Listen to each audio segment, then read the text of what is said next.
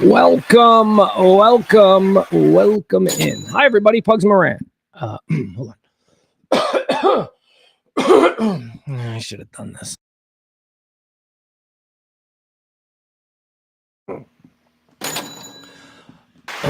All right, I think I'm better. I'm sorry. And, you're lucky I didn't subject you to that. I just had some weird kind of thing. And it ain't smoke related. For a couple of days last week, I could barely talk because the sky and the air and, the thing that we use to sustain existence, oxygen, was all polluted with brown.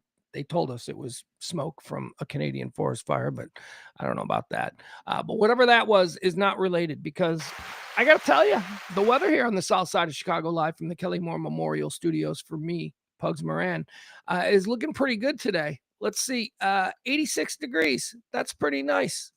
I can dig it. 86 degrees, partly cloudy. Feels like 87. Oh, why? What do you even, if it's 86 degrees, why do you even have a feels like if it feels like 87? It probably just feels like 86, right? But you need to justify the feels like category, so you just make it 87. What? We got a small craft advisory out there on Lake Michigan. This is in effect until Wednesday, 10 p.m. So all you small crafty fellas, be careful. They're looking for you. All right, so that's us. That's us here on the south side of Chicago, 86 degrees. Oh, my God. Do you remember our string of, we had a couple of days where it was actually hotter in Chicago last week than it was in Dallas. Chicago was going through the mid-90s, and we were all like, oh, clutching our pearls. And Dallas was like 70s, 80s. It was colder. It was the rare colder day in Dallas than in Chicago. Yeah, that ain't happening anymore. As I said, here on the south side of Chicago, 86 degrees right now, Dallas, Texas. I got 99 and sunny. Now, this is what it's for. In Dallas, it's 99 and sunny, but it feels like 148. Yeah. No, actually, it says it feels like 105. But yeah, okay. Ugh, God, I got to tell you, I don't miss that. Of all the weirdness that has befallen us here in the Midwest Great Lakes region this summer season, it's been a pretty good summer, I got to say. No extremes. Now, and I know that I'm weird because most people be like, this has been a bad summer because there ain't been a lot of beach days. Like there ain't been a lot. And we had a couple of beach days last week.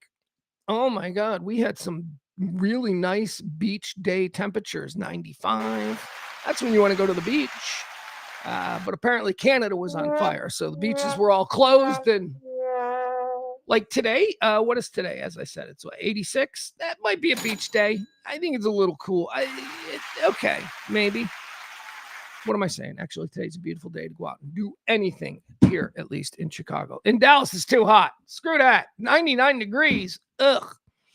We've had more tornadoes. We've had more tornadoes than ever before here in the Midwest. We've had crazy moderate temperatures. Is that a thing? Can something be crazy moderate? I'm crazy moderate. I don't know what crazy moderate is. Anyway, we've had moderate temperatures, no beach days. We've had some rain, and we've had toxic oxygen. So that's been our summer. Still got freaking fireworks every night for some reason. Well, for some reason. That reason is the liberal fireworks laws that they got over there in Indiana. Right across the border, like 15 minutes from where I'm sitting, I can just go buy really cheap, non-taxed cigarettes, and I can blow anything up that I want. It seems like all of my neighbors here on the south side of Chicago have really taken advantage of the proximity to those liberal, very liberal fireworks laws happening there in Indiana, because my neighborhood is a fireworks show every single night. What do we say about these people? What do we say about these people who now on the 21st day are still blowing off fireworks? I say cool. I think it's awesome. I don't know. I like it. Doesn't bother me. My birthday was nice. Thank you. Today is day one. Today is day one of the new me, the new year me. I don't know what that means, but whatever. It's the new me, day one. Things are happening. Things are already happening. We woke up early, me and the boy, the 17-year-old boy. He's staying for the summer with me here. Woke up early, did the lawnscaping. We mowed the lawn. And when I say we, I mean he mowed the lawn and I oversaw the entire operation. I'm exhausted. I was out there with a lemonade. Seriously, no joke. I was out there with the lemonade. It was for him, but I was drinking it because he couldn't see me or hear me. I was standing behind him with a nice cold lemonade. Seriously, can I just, the day after my birthday, can I just say this? My kid is, man, maybe it's just that he's a teenager, and some of you folks who maybe has teenage boys or whatever, you can help me out. He has these moments where I just look at him and I go, oh, you're the worst, where you're just like, you're the worst right now. And then there are these other moments where you're like, how the fuck did I get so lucky? How did this kid woke up early today? Woke up early, day after my birthday. Woke up early. By the way, it was awesome yesterday on my birthday. A little dust up. We had a little dust up about, clothing. That thing that parents always argue with their teenagers about. We're going out to dinner with your grandma. What are you wearing? We had that whole thing. And we reached a compromise. And the compromise was fine. So we had that. That was a little dust. But other than that, man, and again, bragging on my kid here, he woke up early today. We got to do the lawn. I'm like, well, yeah, okay. I thought we were going to wait till, my whole thing was I'll do the show and then we'll spend the afternoon doing yard work. My kid's like, no. He's like, no, let's do it now. Why wouldn't we do it now? We were supposed to do it yesterday. And I'm like, Jesus, all right. How many... I don't know. I just was kind of impressed because I thought that might be a little, I thought that might be a little bit of trouble later today when I was like, we got to go do the lawn. I don't want, he's a teenager, not because of him personally, because that's how teenagers react when they're in the middle of breaking a record on some game they're playing. But no, he was like, this morning, he's like, let's go. He goes, let's do it now. And I didn't want to do it now. That's why the show started at 12:15. I'm like, dude, I have a very specific schedule in the morning. I have to keep to it. So we went out. We did, as I say, we did the lawn work. And by that, someone's got to be the foreman. That's very stressful. I've got to answer to the higher ups. I've got to make sure that the job is done. It was done incredibly well. So that happened earlier this morning. He did it. Whip, bam, boom, got it all done. Looks fine. Then we come inside and I'm doing some laundry. I'm doing some towels because we're running low on towels because we're both taking showers way too much. Not too much. I mean, I guess there's no such thing as too much, but we shower a lot in this house. Anyway, towels. So I was doing some towels this morning and there was some other stuff that was in the dryer because isn't that always the case? There's always stuff in the dryer. It was like a hodgepodge of my underwear and his underwear and shit like that in the dryer. So when I went to change everything over, I just took all the stuff that was in the dryer and I put it on the dining room table. And I said to him, I go, look, that's a hodgepodge of our shit. I don't know what's what. Just separate it. Get your stuff out of here. I'll do mine later. So I said, this is like 10 minutes after he comes in from mowing the lawn. And I go to the bathroom and I come out of the bathroom and it's all gone. And I said to him, I go, dude, some of that stuff was mine. Where's mine? And he looks me in the eye and he goes, it's all folded and on your bed. I'm like, oh, what are you doing? Why are you being like a good kid? Hey, you want to fight about whether or not Milwaukee's cool or not? Which is a running fight we have. He doesn't think Milwaukee's cool. I think Milwaukee's cool. So but man, no, I just couldn't. Hey, so far so good, man. My kid is awesome today. Awesome. Now that doesn't mean we probably won't fight over something later. We'll fight about something stupid, and maybe it'll go too far and it'll be really upsetting. Or maybe it'll just be a normal fight that dad has with his teenager over stuff like whether or not Raleigh-Durham exists or Milwaukee is cool or not. What was the other one? Oh, yeah. Well, the three fights, whether Raleigh-Durham exists. He didn't believe it existed. It's not a place. I'm like, yes, it is. No, it's not. The other one was whether or not Milwaukee is cool, because I think I gave a hint. We play the game where airplanes come in because we're located near Midway Airport. We play a game where the airplanes come in and I pull up an app that tells you where these planes are coming from. And then we sit on our Pope balcony and I say, okay, this one's coming in from, and I give him a hint and he has to try and guess where it's coming in from. And with the one from Milwaukee, I said, this one's coming in from Milwaukee. No, I didn't say it. I said, this one's coming in from someplace that's not too far away, and I think it's cool. And he immediately goes, well, I don't know, but if you're thinking of Milwaukee, it ain't cool. And we were off to the races. That was it. I'm like, what do you mean? He's like, it's not cool. And I'm like, you ever been there? He's like, no. And I'm like, I have. It turned into that. It just got personal. So Raleigh-Durham didn't exist. Milwaukee, cool or not, another big sticking point for us. And the third one was Washington, D.C. Is it a city? And more to the point, is it the most important city in America? Because when a plane was taking off for Washington, we do taking off and landing. When a plane was taking off, I said, where is this plane going? Where are these people going? And I said to him, here's your first hint. It is probably the most important place, or is probably the most important city in America. He goes, New York. And I go, no. And then, he never said DC. And it became weird. He just had a blind spot. He had said 25 other major cities. And he just didn't say Washington. And then finally, I go, okay, you got to give up. That's it. You got too many no's. It's Washington, D.C. And he's like, you said city. I go, it is a city. He's like, that's a district. I go, oh, God, here we go. That was a big one. But none of that today. My kid is awesome. So thank you, Lord. The birthday was fun last night. We went out to dinner. Yesterday was my birthday. Thank you to nice people who all said happy birthday. And I'm assuming a whole bunch of my Facebook friends just loaded up my Facebook page, but I don't think I can get on Facebook anymore. And quite frankly, I've given that whole scene up. A couple of months ago, I've had a Facebook page for 10, 15 years, however long, whatever. It was I'm an early adopter of Facebook. And I had this page. It was a great page. It had everything. It had stuff from when my kid was a baby, that kind of stuff. And all kinds of stuff in the pictures. And then I get hacked by some Nigerian who takes over my account and locks me out. So I have to then, go through the whole mourning process of, I'll never see any of those videos again. So that's gone. Then I started a new Facebook page, and they gave me all kinds of problems. They were like, well, it's going to be this and that. And I had nobody following me, right? I had no friends on this Facebook page. It built up over time, but still it was nothing. My old Facebook page had thousands of carefully curated friends and various bimbos and bot accounts spread out around the globe. But that's gone. And I started to build up my new page, and now I'm locked out of my new page. So, screw Facebook. I don't know what to say about it. But thank you. I am certain that many people who were Facebook friends maybe posted something nice. Maybe they were like, happy birthday, just reflexively. And I appreciate that. So thank you. Thank you to our heroes of this month who gave me a little something yesterday. That would be Al and Jen. Thank you so much for the birthday tips. I did appreciate that. The show does need your money. We are not close to where we need to be.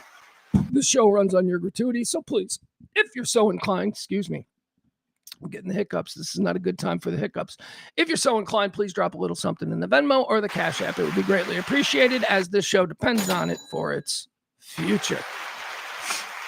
Okay. We got to thank the podium, right? We got to do that. Okay. So every day I like to say to our chat room, let's celebrate F1 style. We reward a podium.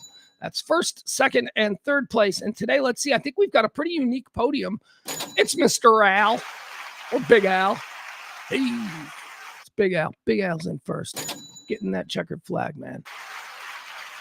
All right, after Al, excuse me. See, something's going on with my voice. And it's not the air quality. Oh, geez. It's just, maybe it's just another thing that's wrong with me. After Al, second in, she's the Lewis Hamilton of this game. She's Tyra. It's Taronda. Thank you, Taronda. Then we got Barney. Barney and me. Barney and me have a difference of opinion on voting, whether or not it's a right or not. He seems to think it's some kind of conditional thing.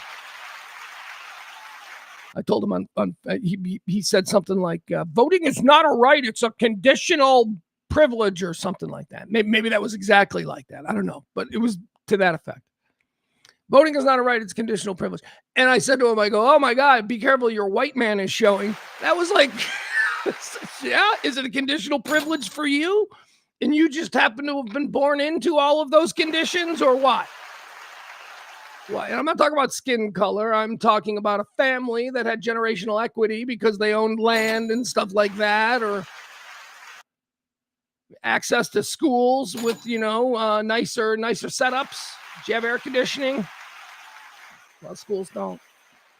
I don't know. I'm just saying. It's just stop it. If you're an American citizen, you should be able to vote, okay? And if you're thinking that that's a condition, well, I would say goes without saying. What the fuck? Voting is a right. If you're an American citizen, you're allowed to vote, okay? It's a right. It's not a conditional privilege.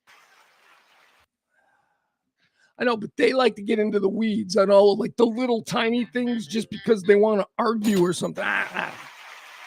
Anyway, I love Bernie. Let's see here. Who else do we have in the chat room? I got to say to everybody else, I say hi to the people that I'm missing here because there are a lot of people. Did I think Jen Hernandez dropped a little something there? A little cash. Thank you to Jen. I think I did. KB's here. Kevin's here. You know what's funny about Kevin? All right. So this might be some connective tissue. All right. So I told you that my birthday gift from my son, I want the same thing every year. It's just you gotta watch some movies with me. I get to pick the movie. There's no fight because we trade back and forth. But if I want to watch a movie, he's then got to have a movie that I watch too, right? So it's like quid pro quo movies, which is great and it works. And I've enjoyed a lot of movies this summer that I would not have watched because of our quid pro quo. But on my birthday, it's like, I get like a string. I get like some movies, and I don't have to watch anything of yours. We could do 3 of my movies in a row if it's my birthday. So this year, I asked him on Sunday night. I said, I want you to watch the Bruce Springsteen movie, Deliver Me from Nowhere. I want you to watch this. I want you to watch the Springsteen movie, and I know it's not going to be easy for you. Like I laid all of this down. I know you're unfamiliar with the Nebraska album, and but you do know that he is your dad's favorite artist, and just as a human being, he means a lot to me. So I kind of want you to watch this movie. So we watched the movie. And he liked it, but he liked it, I think, because he's interested in the stories behind things. Like he's interested in music history and all that. Fun fact: did you know that Spotify will tell you what your listening age is? Do you know what my 17-year-old son's Spotify listening age is? 62. 62. Why? Because he listens to everything from the Beatles to the Kinks to the Stones to Zeppelin to all the way through Pop Smoke and whoever it is that he's listening to today. So his age is like way skewed. Anyway, so he enjoyed it. He liked Deliver Me from Nowhere, which I didn't think was gonna happen. I thought he was gonna be like, well, happy birthday, Dad, right? Something like that. No, he was like, Dad, I really like that movie. And then the next day, my birthday day, we're driving out to dinner with Grandma and Eddie, and I'm like, it's my birthday, I get to listen to what I want. So I went into some deep Springsteen stuff, right? Like not Born in the USA era Springsteen. And he knew all the stuff. Like, apparently, after watching the movie, because he goes upstairs and listens to music in his headphones, apparently after watching the movie, he went upstairs and just ingested the entire Nebraska album. And I'm like, oh my God, he gets it. He gets it. All right. Now, the reason I say connective tissue is because I would not have the love for Bruce Springsteen were it not for KB. That's right. And here's the thing. I don't even think he likes Bruce Springsteen. I don't think it's not like Kevin was like, hey, you got to check this out. No, when we were little, like 16, because he had just started driving, his mother had acquired like really good tickets to see Bruce Springsteen on the Born in the USA tour at the Indianapolis Hoosier Dome. So he was like, you want to go? And I'm like, yeah. So we were like 16-year-old kids who got in a car and we drove to Indianapolis for a Springsteen concert. And as I say, none of us were really Springsteen fans. We were 16-year-old kids. Born in the USA was on the radio. It was relentlessly everywhere. It was the biggest tour of the summer. So we were just being popularly aware of the culture of the moment, right? We were just like, let's go. Well, I don't know about them. I was transformed by it all. I was transformed by what I saw. And I remember going home, and I remember I had an older friend who was into Springsteen, right? He was kind of a music dork, and like I asked him, and I borrowed a bunch of albums, and then suddenly I have a bunch of cassette tapes, and I'm over at Red Tower Records. You know, this is in the era of Born in the USA. I'm over at Red Tower Records getting The Wild and the Innocent. I'm over there getting Nebraska. You know, so it resonated with me. And from a poetry and from a literature standpoint, it fucking resonated with me. The message, the lament of the American working man. I fucking love it. It is the fuel that keeps me going. And he's the messenger. So anyway, I just love that. My kids and my kid discovered Bruce Springsteen. And he's like, yeah, you know, this shit is deep. I'm like, yeah, it's deep. Yeah, man. So I couldn't be happier with my son right now. My birthday was great. Went to dinner with Grandma and Eddie and had myself a Reuben sandwich at Bailey's there on Oak Park Avenue in Tinley Park. Fine neighborhood establishment. Came home and my son and I sat on the couch and watched a White Sox game where my White Sox put up 10 runs again. This team puts up 10 runs like every other week. They do. I think they've got 7 times now or something like that, 10-run plus games. Unfortunately, it was against the Rangers, and we like the Rangers, and the Rangers are in first place, and we don't want to see this hurt the Rangers too much, but we're in a dogfight with Cleveland, okay? We need to win everything we can. So anyway, game 2 tonight, Rangers and my White Sox, our White Sox, so that'll be fun. I'll tell you one thing that we did agree on last night. My son and I were sitting here, we're watching the Ranger game, the White Sox playing on the road there in Arlington, and it's the Ranger game, because in this context, we're going to call it the Ranger game. We're watching the Ranger game on the White Sox network, but we're watching the Ranger game, and we couldn't stop talking about how superior your baseball stadium is. I know, like, you take things for granted. Like, if you don't get to experience other baseball stadiums frequently or regularly, right, you might just think, well, this is what all stadiums are. No. Globe Life is absolutely, I think it's the best baseball stadium to watch a game in that I've ever been in. And I have been to a lot of baseball stadiums over the years. I mean, some of the new ones, like I couldn't speak to. And I probably got far too many of the old ones that don't exist anymore. But I mean, no, man, Globe Life is such a treat. We're reminiscing about things that we've done at Globe Life. And so, my God, Rangers are playing good baseball, and you've got just a premier place to watch baseball. A friend of mine who covers the White Sox is in Dallas. And so we were kind of tweeting at each other. And then we were DMing because he's like, hey, what do I do here? I'm staying in Arlington. He said this on Sunday night before he was leaving. And I go, you're staying in Arlington? He goes, yeah. He's like, do I have to drive far to get to Dallas, or if I want to see anything in Fort Worth? And I'm like, dude, you don't have to leave Arlington. You're in Arlington for 3 days. Don't leave. There's nothing that you need to leave Arlington for. What Arlington has done as a city that is almost entirely based now on entertainment, it's Orlando.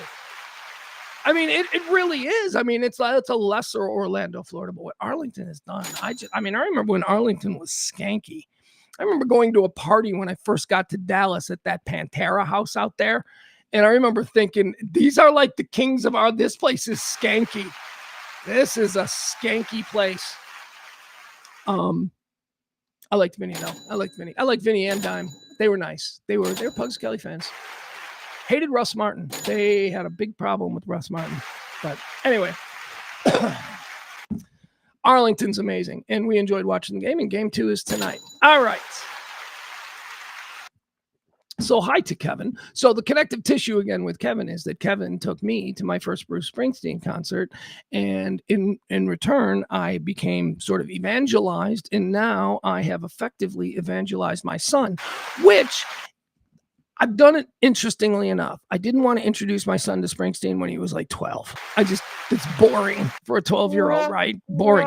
So I just kind of over the years sprinkled some things, like what Thunder Road is a lullaby that, he used to fall asleep to. So he's aware of Thunder Road. Atlantic City, another lullaby that he used to fall asleep to. So he's aware of that. But I never made him listen to it until we watched the movie. And now he's in, and I love it. No, I don't care about the politics of it, okay? This is not about politics, dude.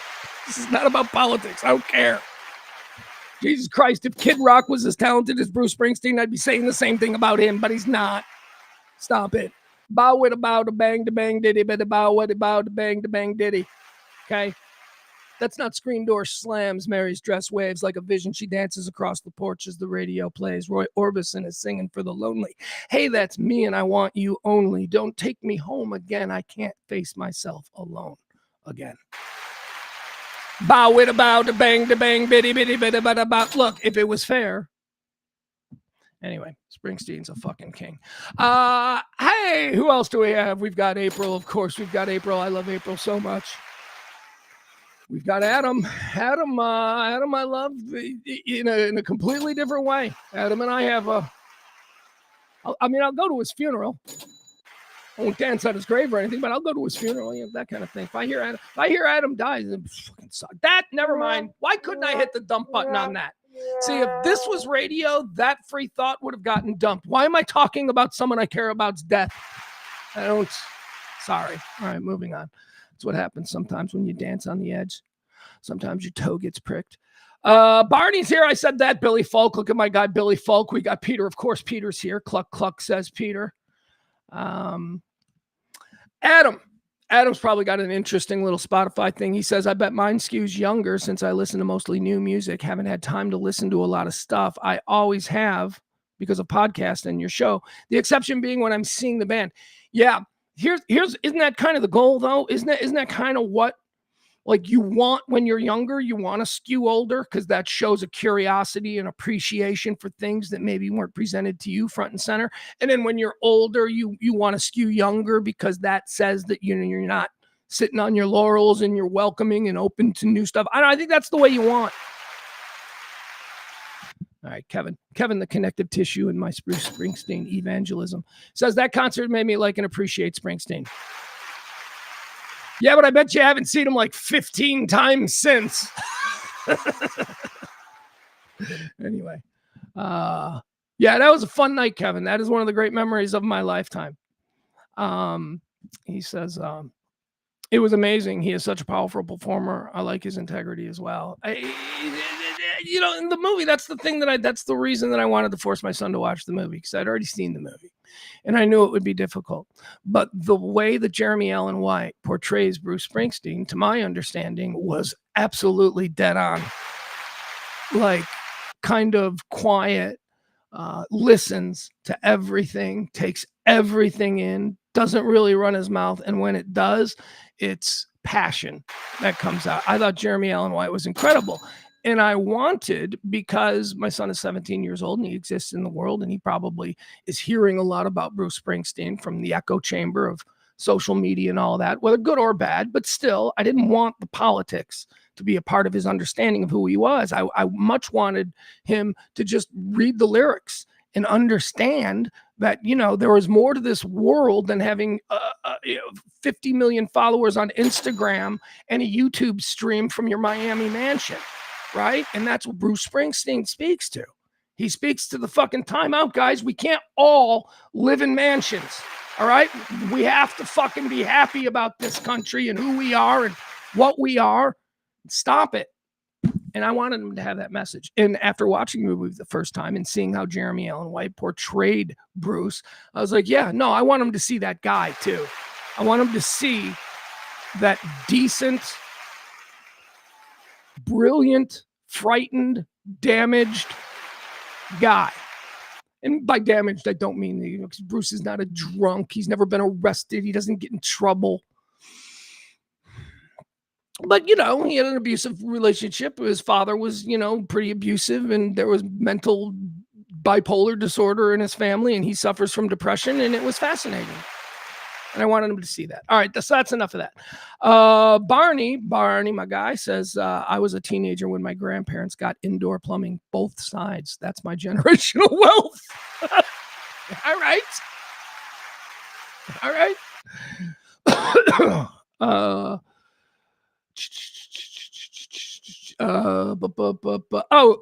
Adam with a little bit of take on yesterday's baseball game. Yesterday, look, the Rangers are much better than they played yesterday. And the White Sox are kind of like, here's what I would say to Ranger fans after yesterday's 10-3 loss to the White Sox. There's a better than average chance that the White Sox will score 1 or no runs tonight. That's usually how they answer the big power output. And by the way, man, I don't know that 10 runs was worth what we suffered. We lost our catcher. He's not just any catcher. He's like one of the most important pieces of this team. We had just gotten him back 2 weeks ago. He hadn't played a single game all season. He had a grade 2 hamstring strain in the World Baseball Classic, and he made his debut with the team about 2 weeks ago. Kyle Teal. We were so happy to have him back. We were like, we're going to get Kyle Teal back just before the All-Star break, and then we're really going to be loaded for bear. And he's hurt again. Oh, this poor kid, man. This poor kid. He was a rookie catcher last year. He blew the doors off everybody. We're like, that's our catcher for the next 10 years. Kind of grew into like a bit of a captain kind of leader on the team of young players there on the South Side. And then he gets hurt. And then he fights and he fights and he fights and he comes back. And now he's hurt again. And then Colston Montgomery, our shortstop, again, hopefully next 10 years, our shortstop. Man, a foul tip right off his shin. He stayed in the game for the at-bat and then came out. So we're down a catcher and a shortstop now. So my God. I know you might be saying, well, you got Mooney back. Well, yeah, we got Mooney back, but Mooney ain't hit a home run since coming back a week ago. So all is not lost, Rangers. And I hope that didn't sound patronizing because you're a first place team and you scare the shit out of us. So I don't know why. Adam says DeGrom giving up 2 is okay, but our bullpen is finally worn out. Stupid lack of offense is showing this week. Had hoped the All-Star break would help the pen, but they're overused. He goes on to say, because I'm always willing to talk baseball, same thing happened the last 2 seasons. Our pitching started out well the last 3 seasons, but when you have to use the same energy over and over, they wear out. Let's see here. Billy says Arlington has the best dive bars. Yeah, there was a really great bar. There was a really great dive bar. And was it Jake Gilligan's? Is that the place we used to do appearances there? And it was just such a shithole. And I just felt so at home. I just loved it. But it's like, I think where that place is like AT&T Stadium now. Is that like divey little place that 105.3 used to do appearances at? Is that still there? We had Kelly Clarkson on a show at Jay Gilligan's once. She wouldn't sing. We tried to make her sing. She wouldn't sing.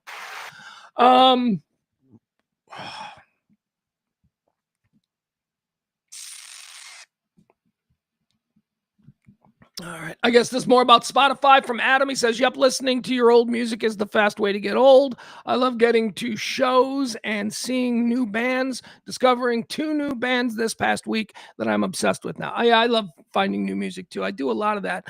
I have been, I've got a project. We've been talking about it with Rob. Rob sometimes in the chat room. It's been delayed because of a situation. But anyway, yeah, I think discovering new music is something that you don't have to lose just because you get old. You know, I think being challenged by new music is fun.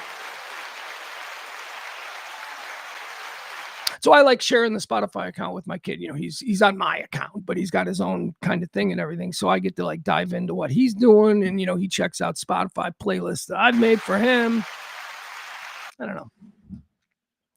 We have bonded over culture. If not on whether or not Milwaukee is cool. Because again, I maintain Milwaukee's very cool. All of Wisconsin is very cool, except Green Bay. Look, I make that distinction. That's the problem with my kid.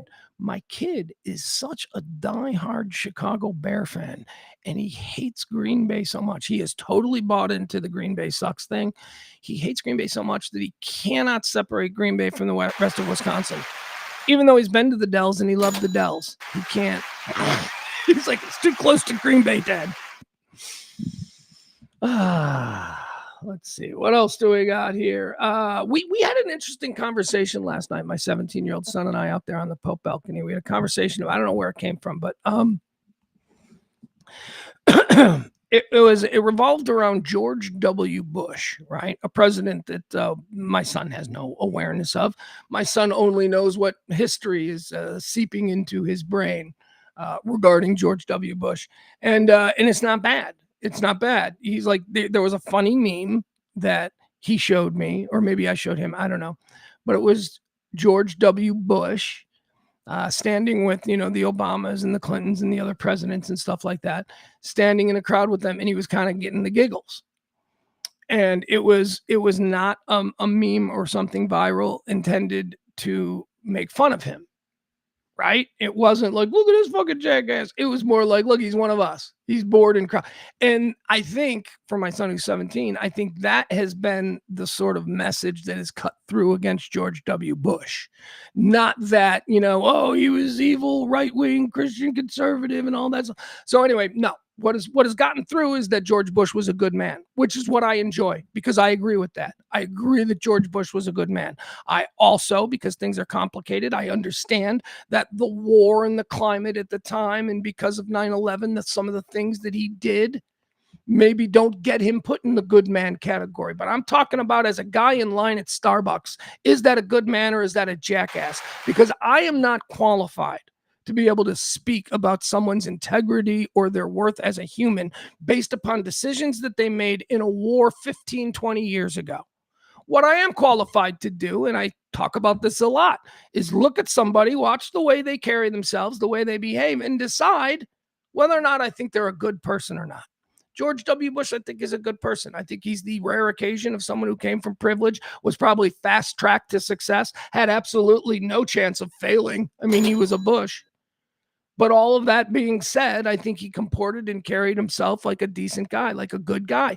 And now my 17-year-old doesn't think George W. Bush is a monster. He doesn't think that he's, politically this or whatever. He doesn't even think about that. He just thinks about him as a figure from America's past who seems pretty cool and seems pretty funny and chill. And so that made us kind of start talking about how what we talked about last week, which was his normalized understanding of what the president of the United States is, has been 2 terms of Donald Trump. Donald Trump will have been president for 8 of his 18 years. The first part, the last term of Obama, you don't remember, he's a child, right? So his understanding as he becomes aware of things is this White House. That, the administration can say just completely untrue things. And that's what the administration does. That's normalized to him. That they can misrepresent things.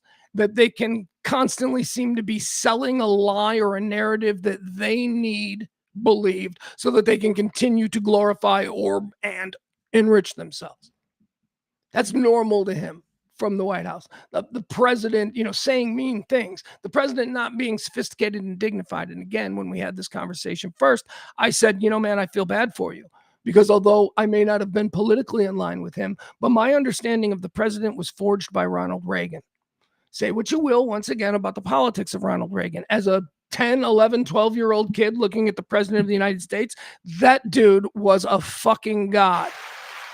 Looked great in the suit, spoke nice, people liked him, could tell a joke, could warm and charm a crowd like nobody else. And not just a crowd of people that already believe everything that he's saying. Donald Trump, Ronald Reagan and Tip O'Neill were like best buddies behind the scenes.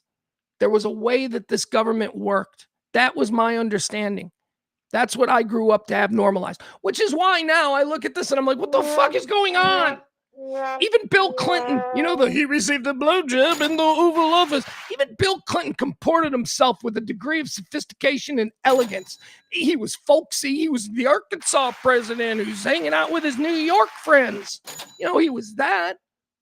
But he wasn't a boorish asshole all the time. And that kind of behavior, that brand is normalized for my kid. It sucks. But on the bright side, they're cool with Bush. Oh, you know what I told him about? So I got into I explained to him, I said, have you ever heard the term compassionate conservative? And my kid laughed. He literally laughed. He goes, "What?" I go, "No, I'm not kidding." I go, "George Bush tried to push a brand of Christian conservatism that was, I don't know if it was entirely, but certainly by today's standards, it's more tethered to Jesus and what Jesus said and what Jesus talked about. And it was called compassionate conservatism." He didn't believe that was a thing. I'm like, it was. I mean, they completely rejected it because it coincided with the rise of the Tea Party. And, that was the beginning of this mess that we have. But I know the Tea Party came with Obama, but it's that whole era of festering Fox News influence, ginning people up before we didn't even know we were being ginned up then, but we were. Thought we were being entertained and informed. Nope. That was back when Fox News still went with Fair and Balanced. And when they were called on the Fair and Balanced brand, they still argued it. Do you remember when they said, "No, we're fair and balanced," and then they just dropped it? Then they stayed with Fair and Balanced for a while, and then they wouldn't defend it anymore. And then pretty soon it was gone. It was just gone altogether. That was that era. That was that era. Compassionate conservative got overwhelmed by an outraged Bill O'Reilly and a young Sean Hannity. That's what happened. But there is, I mean, I do have friends who are conservative, very conservative, and I would say that they're incredibly compassionate. And they're not down with what they're seeing. Oh, they'll vote because they're spineless cowards. You hear that, Roger? Spineless coward. You know it's wrong. But this is where we are. Anyway, let's get into some things that we're going to talk about today, because it is, it is a Tuesday after my birthday, and I'm feeling pretty good. Got some stuff to do after the show today. So let's get it rolling, right? Let's see. We're going to check in with Iran. We'll check in with ICE. With this thing, I want to talk about a little bit this thing. I want to spend a moment here because I think it's funny. A lot of times I don't have a take on something that's going viral, but I'll go and I'll get in the comment section and I'll look at the both sides. I'll think both sides are pretty stupid, and this is, one example of that. But I do want to, I want to clarify some things about whether or not we need ID to eat pasta at Olive Garden, as Congressman Steve Scalise claimed and went viral for saying. And we'll get to the bottom of that. I'll explain. I want to talk about that. Also, ESPN. I watch a lot of ESPN, so maybe this is important to me. Major layoffs at ESPN. They are letting people go. They're letting people go who I like, and they're also letting people go who I don't. So we'll go through a list of the Black Tuesday at ESPN. Disney itself, Disney's firing a whole bunch of people. They're firing people across all of their different, whether it's sports programming or entertainment programming. Everybody. Pixar got wiped out today. Pixar! Woo! They wiped out a whole bunch of people at Disney Pixar. And ESPN, remember ESPN, they merged or they bought up NFL Network and became like basically the same thing. And people were like, well, you can't sustain that with the current. Well, they were right. They couldn't sustain it. So because of the NFL merger, a whole bunch of people are being axed. NFL Network merger. A whole bunch of people at ESPN are being axed. We'll go through that. Oh, I don't have video of it because for some reason I forgot to get video of it, but I wanted to watch video of the Saquon Barkley break-in, so maybe we'll get into that as well if we have time. Celebrity beef. We're going to watch some videos. We love it when pampered celebrities have beef. We're going to listen. We got 3 examples of celebrities, rectifying their beef issues, and celebrities who have current beef. Tom Hardy, Ed Harris, and Whitney Cummings in a new segment we're calling Celebrity Beef. Got a Dick of the Day. We've got a Dick of the Day segment here today we're going to do that violates my rule of Dick of the Day. My big rule of Dick of the Day from the beginning, all those many days ago when we started doing this, was, hold on, gotta make sure, was no celebrities, right? We're not going to do any celebrities. Hold on.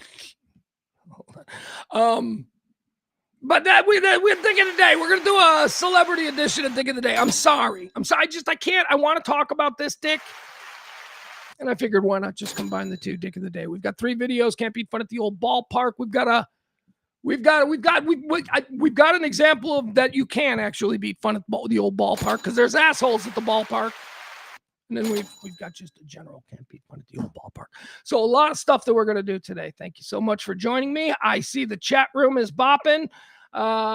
Jay Gilligan's is still there. That was probably the most important takeaway that I could have from today's show. I asked if Jay Gilligan's, and is it Gilligan's or Gilligan's? I thought it was Gilligan's.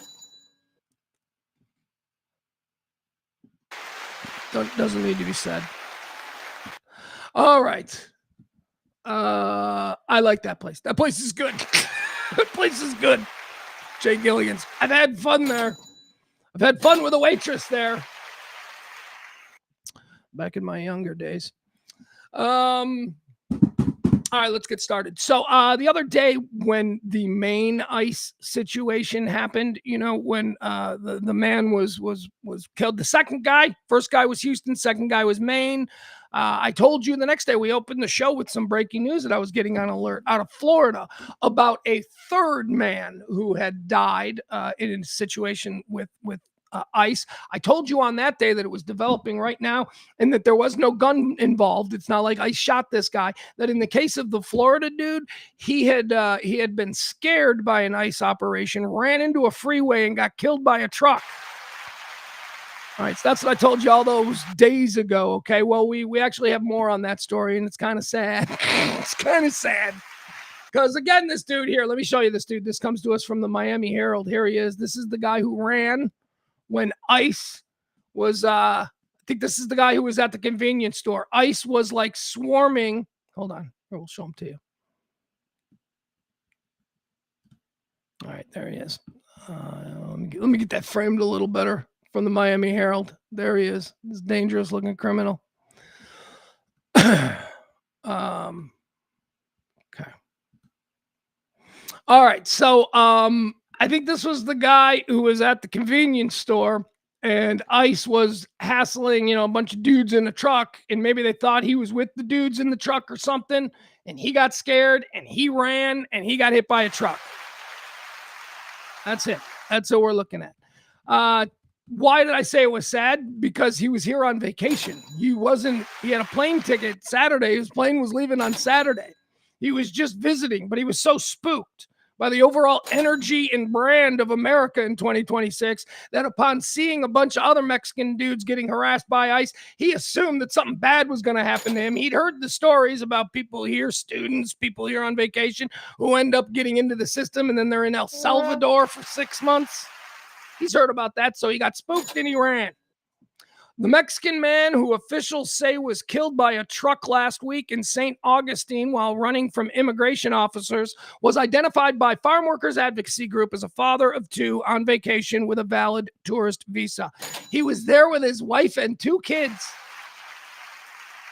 Juan Jaro Carnilo Duran. Now, and this because people do not like to believe whatever it is that is put out there. This comes to us from the Miami Herald.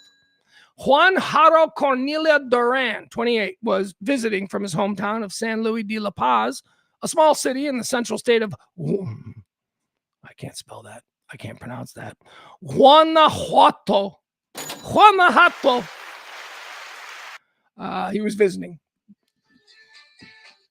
It says here, officials have yet to confirm his identity. Okay, so the police and all that, ICE, if you will, haven't confirmed his identity, but the Miami Herald, using their sources, has confirmed he's 28-year-old father of 2, Juan Duran, visiting from Mexico with a plane ticket to return last Saturday.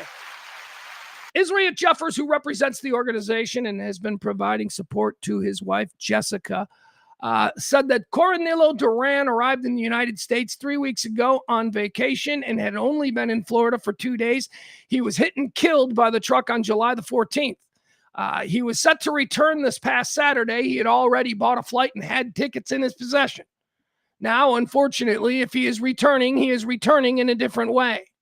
The Florida Highway Patrol told the Miami Herald last week that the agency found he had been running from an encounter with Immigration and Customs Enforcement and Homeland Security investigation agents. Holy crap, is that a lot of words? Hold on.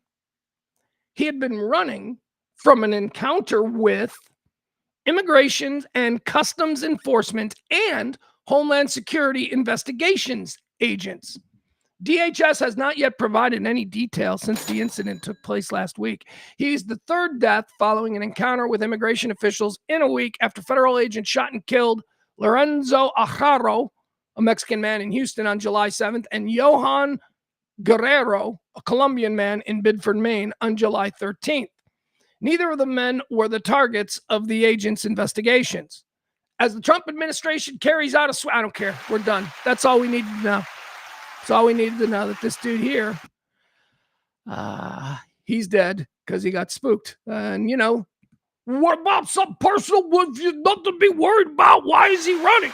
Oh, you stop it. That sounds like a white man. Again, second time today that I've, pointed out white privilege as a white man.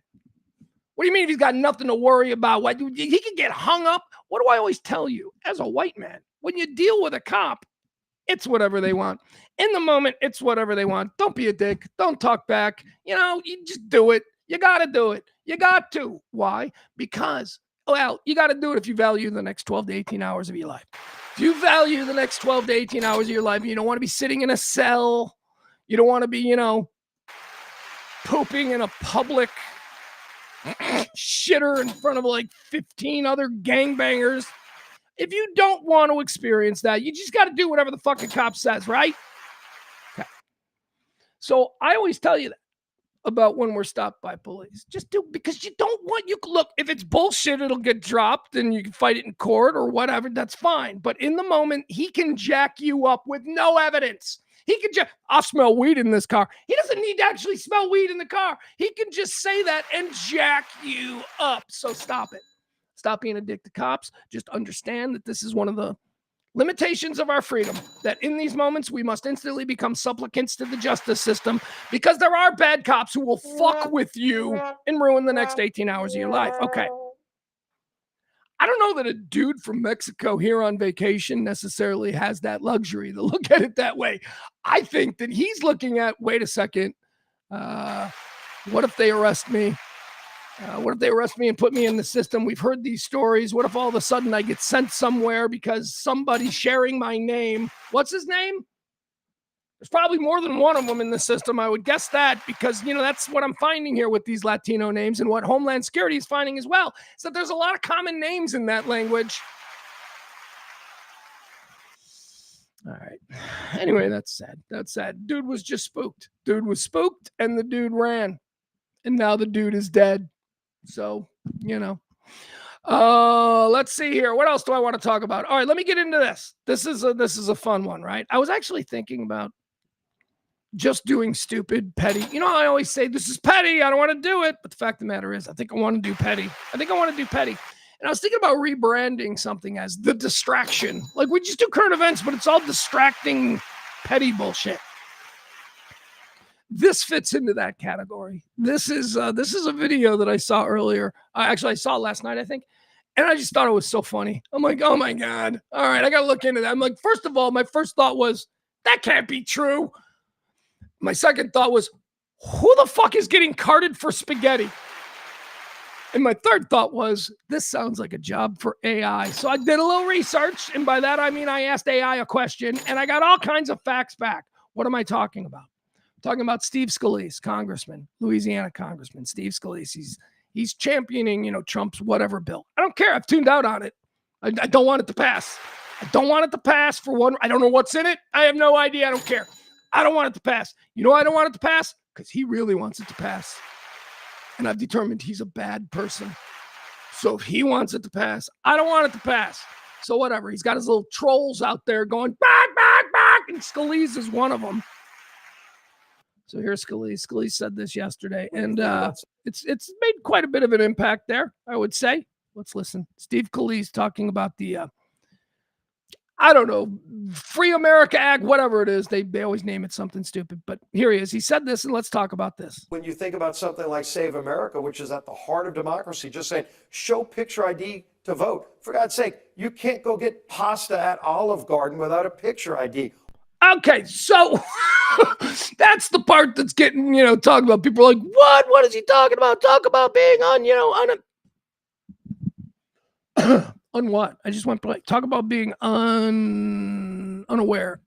Unaware does not sound right. I was like, no, nobody, that's not a thing. What do you mean? What do you mean you got to show? And of course, all the libs are like, he doesn't even know how he thinks this is just such a lie. Another lie from these people, right? That's how it's being presented on the right. Turns out you do have to show ID in a very specific situation at the Olive Garden if you want to indulge in their endless pasta, I think, right? Isn't that the thing? Isn't that what he's talking about here? He's talking about here in a very general term, so that he's not completely lying. He's just kind of misframing it. He's framing it like you can't go into Olive Garden and get a slice of lasagna without showing an ID, which is absolutely not true. Of course, you can buy a lasagna piece or bowl of spaghetti without ID. That's stupid. But if you are in the endless pasta program that they have there at Olive Garden, you're going to have to show your ID.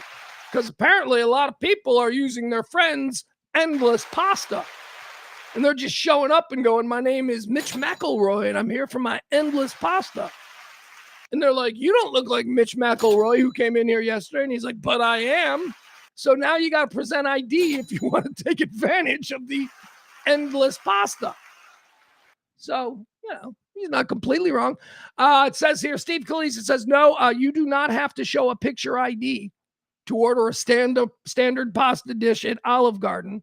However, you do have to show a valid photo ID if you are using Olive Garden's highly coveted never-ending pasta pass. And that, I believe, is in the Constitution, that you have a right to enjoy the Olive Garden's never-ending pasta pass, because if there's one thing that our founding fathers believed, that was endless carbs. Endless carbs for the peasants. Not the natives. Not to make them eat corn. What do they call it? Maize? Maize? Is that what they call it? All right. I thought that was funny because it is technically true, man. All right, here's how it works. If you're interested, anybody interested? This is a great advertisement for Olive Garden because, can I be honest with you? I didn't know about this, and I looked at it. And I immediately started doing the math. I'm like, okay, if I pay for this every month, because there's an Olive Garden near me. I could literally eat dinner there every month. So if I pay for this endless pasta every month and just drink water, right? Because it's $100 a month. Is it one time per day? Or can I go for lunch and then come back for dinner? Can I show up just before closing time when they're putting the stools up on the thing and be like, you got 10 minutes. I want my pasta. All right, here's how it works. Because the $100 subscription pass grants, there you go, 13 weeks of unlimited dine-in meals. Whoa, I thought it was a month. Oh my God, this is actually pretty good. How shitty. This is Olive Garden telling on themselves. Because I've worked in Italian kitchen restaurants. I've worked in some of the great pizza and Italian restaurants in Chicago. Ones you've heard of. I'm talking about Aurelio's. I'm talking about Giordano's. I'm talking about Palermo's. I've been there. I've seen it. I know how it's done at the top level. Olive Garden must be using some shit-ass canned sauce if they are giving out this much pasta. Olive Garden shit must be so low quality. I bet they don't use fresh vegetables. And I bet when they do, they put it on the menu and they charge you a premium. Would you like the all-new Olive Garden Super Fresh Vegetable Extravaganza? That's market price. Because shit lettuce. Because the $100 subscription fee or pass grants 13 weeks of unlimited dine-in meals and is strictly personalized and non-transferable, Olive Garden enforces a strict policy regarding pass holders to present a photo ID matching the name on the pass at the time of ordering. So, okay. Steve Calise should probably not be eating pasta anyway. Steve, I imagine that he's got some lower gastrointestinal long-term issues that he's battling with, and he should probably not be overindulging in heavy pastas. That's just me. But Steve Scalise saying that you must present ID to get pasta at Olive Garden is not true. However, unless the pasta that you're trying to get is the free subscription pasta, at which point Olive Garden has instituted a policy of must present ID, and that is because of the great pasta thieves that exist in this world. But let's go back to this deal. So I get 13 weeks of unlimited I need to know more. Don't we need to know more? Look, I'll spend all fucking day trying to get to the bottom of this Olive Garden mediocre. And then you got to figure out, what if I just bought pasta, right? What if I just bought stuff at the store? It's still going to be cheaper, because here's one thing I know about pasta noodles and shit. That stuff's cheap, man. You can always get a thing of pasta noodles. They're like 79 cents for like a whole box. All right. Hi, AI. I was wondering, could you tell me whatever it is that I need to know about the Olive Garden Super Pasta Pass? Like, it says $100 for 13 weeks. Can I go more than once in a day? Can I order anything that I want on the menu? Well, I mean, pasta related. What are the limitations? Because I'm really thinking about doing this. AI, it sounds good. That's how I talk to AI. That's because they're going to remember. They're going to remember years from now, when there are overlords. They're going to remember who was nice to them. The Olive Garden Never-Ending Pasta Pass is a highly anticipated promotion that is returned after a 6-year hiatus. So it just came back? So what, is Scalise on the payroll? We're like, hey, you want to be an influencer for Olive Garden? Why don't you say this? The pass cost $100 plus tax. It lasts for 13 weeks or 91 days. Oh, wait a second. So I can't just renew it? So it's just, okay, so it lasts from August 24th, 2026 through November 22nd, 2026. It hasn't even started. There's a window I must subscribe to. That's still pretty good. That's still pretty damn good. I got to be honest. I might have to do this. Seriously, think about it. I might have to do this. I'll become a regular at the Olive Garden. Oh, but I'm going to have to tip. This is good. This is not going to work, because at some point, I'm going to make friends, and making friends means having a drink. And at some point I'm going to start ordering drinks, and I'll eat my free pasta. But now I'm, I'm going to have this. She's so nice. The waitress, her name is, I don't know, Tammy or something. And she's in college. She's so sweet. And I'm going to start taking care of her tip wise. And I'm not going to be like paying her rent, but tip wise. So now the endless pasta that I'm there every day for is turned into like, what, $50 a night now? Yeah, never mind. It ain't going to work for me. But if you're interested, here's how it works. The duration, it lasts 13 weeks. It's running from August 24th, 2026 through November 22nd, 2026. Pass holders get early access starting on August 24th, while the general public promotion begins on August 31st. Ooh, making you feel special with your free pasta.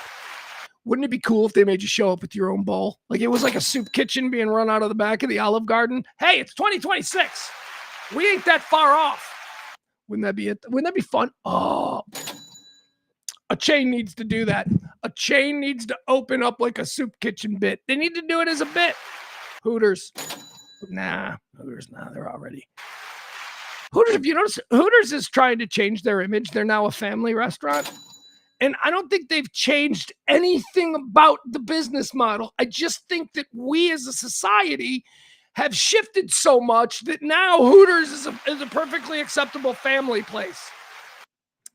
The value of the Never-Ending Pasta Pass at Olive Garden, which starts shortly. The value, since the regular Never-Ending Pasta Bowl promotion costs $14.99 per visit, the pass completely pays for itself after just 7 visits. It says here, can you go more than once a day? Yeah, there's no daily limit. Oh my God, there is so much good about this. Tammy's wonderful. I mean, my pretend fictional waitress at my local Olive Garden, she's the least of it. I can go as much as I want. Look at this. What's included? You get unlimited combinations of specific pastas like fettuccine spaghetti or gluten-free rotini, homemade sauces, including traditional marinara meat sauce and a new spicy Alfredo. But there's no and protein toppings. I get a protein. I get meatballs, Italian sausage, or crispy shrimp frita. All right, but not chicken. All right, wait. Okay, so this has got to be like a mass buy for them. So meatballs, okay. Probably filled with a lot of breadcrumbs. It's not like 100% beef, but whatever. Probably delicious. It'll pass for a protein. Italian sausage. Incredibly low quality Italian sausage. If you're an Italian sausage snob like I am, this is probably incredibly low quality. And not only that, but spiced to a generic norm. Like it's not real Italian sausage, right? It's Italian sausage that sort of seems like it tastes Italian-y, but it's not going to be upsetting to someone in Nebraska who has never been to a real Italian restaurant. So the sausage is going to suck. But then what I'm questioning here is shrimp. Where's the chicken? There's no chicken, which makes me immediately think, what kind of shrimp is this that it's cheaper than chicken? What is this? What's going on, Olive Garden? Although I got to be honest, it seems pretty good. So you get a protein toppings, meatballs, Italian sausage, or crispy shrimp frittata. Every meal also includes unlimited soup or salad and breadsticks. Guys, I might have to do this. I mean, but if I do this, I'm going to have to stay dialed in to the tip. You got to tip. You got to tip. That's unavoidable. Water. I can drink water because this sounds actually pretty good. Watch, I'd go the first time, absolutely hate it, and never go again. And then I will have gotten about $12 worth of food for $100. Can I be honest with you? And I'm starting to really, this is why you're probably like, Pugs, this is Olive Garden. Pugs, why are you talking like this about Olive Garden? Can I be honest with you? I've never been to an Olive Garden. Never been. I've never been to an Olive Garden. I've never been to an Olive Garden. I've never been to a macaroni grill. Damn it. So I don't know. Anyway, I hear the breadsticks are good, right? People always like, those breadsticks are good. Oh, you know where else I've never been that people always find astonishing, including my mother, who claims to remember taking me here as a child. And I'm like, nope, didn't resonate. I've never been to a Red Lobster. I've never been to a Red Lobster. I've never been to a Red Lobster. I've never been to an Olive Garden, and I've never been to a macaroni grill. I'll kick the shit out of some Chili's, though. Chili's, what's the other one? Applebee's. I like those kinds of places. All right. Anyway, there you have it. That's the end to the great controversy today. Steve Scalise says you need ID to go get pasta at the Olive Garden. I think we figured that out. Let's move on, shall we? All right, ESPN. I watch a lot of ESPN. ESPN's done a lot of moving and shaking today. Come on, let's be honest. The guys in the boardroom, they've spent a little more than they thought this summer. So Karl Ravech has to be ended. ESPN is owned by Disney, a massive conglomerate who answers to a group of shareholders. That's all. And if the bottom line doesn't look as beautiful and better than it did the last time they all get together, then, trouble is ahead, which is the insanity of American capitalism. And I used to experience this in radio sales. The normally accepted operating mindset of sales in media, and this is going back, 90s, 2000s, it never changed, is when you have a record-breaking month, like you have a record-breaking month of sales, everything is great. It is a record-breaking month. We've never done this well. This is incredible. If the next month is $1 less than the record-breaking month, everybody's getting fired. Everybody, we got to let people go. I mean, it's American capitalism. Enough is never enough. Greed is endless. More is more. ESPN, Disney, they absorbed the NFL Network a while back, and experts were like, "Ooh, Jesus, they can't support two people. They got so much redundancy. People are going to lose their shit or their jobs." And people have. A lot of people have. But here today, Black Tuesday over there at ESPN, let me run through a list of some of the people who have been let go. It says here, ESPN and its parent company, Disney, have instituted a major wave of high-profile layoffs today, impacting on-air personalities, analysts, and reporters. The restructuring comes on the heels of ESPN's full corporate integration and acquisition of the NFL Network assets, resulting in overlapping roles and budget type. That's the redundancy that I just told you about. Let's see here. Some of the more high-profile people who have been handed their walking papers. Yesterday, we heard about Ryan Clark. Apparently, Ryan Clark, First Take is where this happened, or maybe it was Get Up. I don't know. One of the ESPN daytime shows where ex-athletes scream at each other about whether or not, Bo Nix is the best pick in the draft. Ryan Clark was on the air yesterday, and they went to a commercial break, and ESPN's Ryan Clark got a talking to by management, and Ryan Clark never came back yesterday, and it's now been announced that he is one of the people who've been let go. And I'm fine with this. Ryan Clark is one of them because I don't like Ryan Clark. Ryan Clark's a jerk. He just presents as a jerk. I'm like, oh, that guy's got a chip on his shoulder and isn't nice to people when he first meets them. I can tell that. I can tell that right away. So fuck Ryan Clark. He's gone.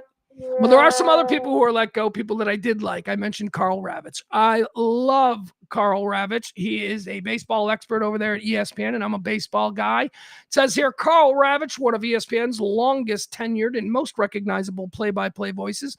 Ravech spent 33 years at the network, famously serving as a longtime host of Baseball Tonight and lead voice for Sunday Night Baseball. He's also a frequent anchor on SportsCenter. I like Ravech, and I don't like that he's been let go. Cam Newton has also been let go. Cam Newton, the former NFL MVP and first take star. Cam is a little much to take. He's so performative. And look, nobody likes to see anybody lose a job. But I haven't had a job in years. So you know what? Welcome. The former former NFL MVP and first take star, his departure, Cam Newton's, came as a major surprise to the industry, given that he had signed a new multi-year contract with the network just last summer. David Lloyd has also been let go by ESPN, the veteran SportsCenter anchor who first joined the network back in '97. He was heavily integrated. Well, I bet they just kept giving him raises. And now he's just way too expensive, and he looks too old on TV. He's an old middle-aged white man. You can't have him making $3 million a year, so David Lloyd is gone. He was heavily integrated into the network's late-night programming, anchoring various editions of SportsCenter. Someone named Stephanie Bell, who I don't know, who I'm now being told is a pioneer in sports media. She served as ESPN's chief injury analyst and fantasy football expert since 2008. So I don't know who that is, Stephanie Bell. Bart Scott. I don't mind Bart Scott. He's another one of the football guys, former linebacker. He was on Get Up and all of that stuff. Bart Scott is gone. A Jet, right? Bart Scott played for the Jets. He's gone. Okay, so now a couple of the people who are partners, who are not full-time employees, but who've been told that their deals will not be renewed, so we won't be seeing them anymore on any of the ESPN coverage of our favorite sport. Tom Pelissero is a big one. I can't imagine that Pelissero, with his social following and social influence, he's one of the big NFL influencers out there. I can't imagine that he'll be gone for very long. I understand the New York Times and the Atlantic suddenly have an opening that Tom Pelissero might slide into nicely. Of course, that's the new Diana Rossini vacancy. I don't know if they filled that, but it seems like Tom Pelissero might be able to slide right in there. I like Tom Pelissero. He's one of my favorite NFL guys. He's gone. ESPN. Goodbye. And finally here, at least the most recent one, Charles Davis, staple of football coverage, who served as a prominent NFL and draft analyst. Charles Davis has been given his walking papers. Here's the problem with Charles Davis. Really nice. Like every time you see Charles Davis on, you're like, this guy's nice. He's a good guy. Seems to know what he's talking about. Wait, who is that again? Totally forgettable. Charles Davis, completely forgettable. Fine at what he does. Maybe he can go to, I don't know, go to Denver and he can be like, a weekend sports guy there. He'll be fine. He seems like the type who was smart with his money, right? Charles Davis seems like, the kind of guy, seems like maybe he's got a wife that he's been married to for 20 years. He's got a couple of kids in school. What I'm saying is I don't think Charles White invested all of his money in jet skis. He'll be fine. All right, big layoffs at ESPN. More are expected to be coming, and more may be coming at your local ESPN level if you have like ESPN Radio here in Chicago. I like ESPN Radio. I'm a score guy. Don't get it twisted. I'm a 104.3 The Score guy primarily, but I also enjoy ESPN Sports Radio here in Chicago. There's rumors that some people going to get blown out there, so keeping an eye on it. All right, let's now move forward to a new segment that we're going to call Celebrity Beef. Why? Because celebrities are just sometimes too much to handle, just too much to take. Oh, just stop it with yourself. And they always seem to be complaining about somebody. Celebrity Beef is a new segment, and we're going to start things off with some good news in Celebrity Beef. The good news, Tom Hardy. You guys familiar with Tom Hardy at all? Of course you are. You're not, you don't live under a rock. Tom Hardy is one of my favorite actors. I mean, Tom Hardy, Sam Rockwell. There's just these guys that I'm like, yeah, that one, I like him. Gosling has moved into that group. Yeah, I know, it's hard to believe. And Gosling should have been in that group for years, but I don't know. Chicks dig him, so I've always sort of marginalized Ryan Gosling as a truly terrific actor because chicks dig him. Yeah. I didn't do that to Paul Newman or Cary Grant or anything, but I did it to Ryan Gosling, and I've welcomed Ryan Gosling back into the fold of people who I super respect as an actor. Christian Bale is in there too. Anyway, sorry. Tom Hardy is tremendous. And Tom Hardy, I've told you about this. Nobody watched this show. It's okay. It's okay. Nobody has to watch this show. Nobody knows where this show is. A show called Mobland. Mobland. Okay. I think I watch it through my Paramount. No, is it Paramount or is it Prime? I don't know, man. Whatever. Just go find Mobland. Mobland. I don't love the title. I think the title's a little bit like, the show's better than the title. The show is so much better than the title. Tom Hardy is the star of Mobland. It is, who's the guy that married Madonna? The guy who married Madonna, what's his name? Guy Ritchie. The great Guy Ritchie. I like Guy Ritchie films. Anyway, it's a Guy Ritchie TV show created in England. Guy Ritchie loves The Sopranos, and he saw what Peaky Blinders did. And so Guy Ritchie was like, I want to do a series like that. So Guy Ritchie created the series Mobland. It stars Tom Hardy as a fixer for the guy who runs the London Underground mob, right? The guy who runs the London Underground mob is Pierce Brosnan, and he's married to, what's her name? Helen Mirren. So, I mean, just can we just start there? The three stars of this show, created and directed by Guy Ritchie, are Tom Hardy, Pierce Brosnan, and Helen Mirren, okay? And absolutely nobody watched Mobland. Nobody watched it but me and my 17-year-old son. And we were all in. We're like, this fucking show is amazing. Anyway, critics were all like, the show's amazing. But then not a lot of people saw it. Didn't create the buzz. Didn't become Stranger Things. I don't think so. It's just another good show that, is just, there's endless good shows floating around out there. But they tried something different. Going into season 2, they decided, you know what? Fucking people need to watch this show. This is a good show. So going into season 2, I think they pulled a stunt. And that stunt was they released a whole bunch of stories about how Helen Mirren and Pierce Brosnan were angry at Tom Hardy because Tom Hardy was being a diva and a star tripper and all this stuff. And apparently Tom Hardy wasn't showing up on set and that he was being written out of season 2 of Mobland. And oh my God, television, whether it's the Hollywood Reporter or Variety or TMZ, they ran with this story. Nobody ever talked about Mobland until Helen Mirren, Pierce Brosnan, and Tom Hardy began publicly beefing. Story went on for months. Will he or won't he return? Well, a couple of days ago, last week, they announced, hey, Tom Hardy's returning for season 2 of Mobland, which is now so much higher profile than it was. There was never beef. This is my point. There was never beef. If you watch the show, and understanding that actors are pretending, but if you watch the show, there's no way you think that there is serious beef between these three people. These three people seem to be having so much fun in this show, Mobland. And the three people I'm talking about is Tom Hardy, Pierce Brosnan, and Helen Mirren. So that's celebrity beef number 1. That's a good ending. I don't believe there was ever actually beef. I think that was all concocted by a PR firm who was hired to try and get some attention on this exceptional show. Here, I'll show you the trailer. Watch the trailer for it. If you're interested, you go find it right now. I don't know where it is. I watched it through Prime. So actually, I think it's, is there a season 2 trailer? Oh, look at this. Yeah, they just settled. They just settled the big controversy between Tom Hardy and the rest of the cast as to whether or not he would appear in season 2.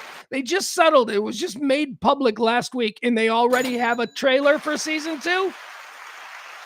So when you were trying to sell us that he wasn't going to appear in season 2, he had already filmed all of his season 2 stuff. Okay, Hollywood.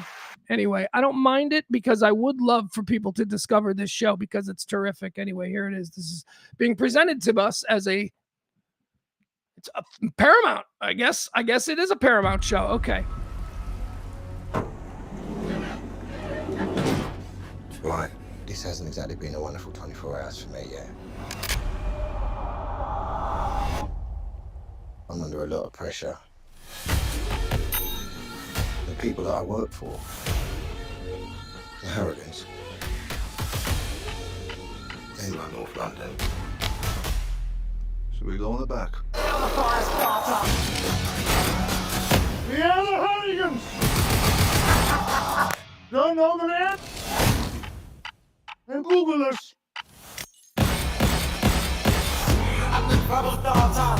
This family is on the brink of civil war. Right for the picking. Evening, boys.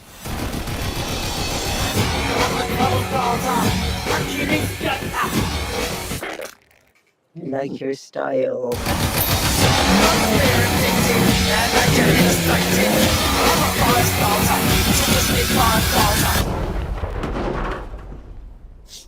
Sorry. And I appreciate that. Thank you.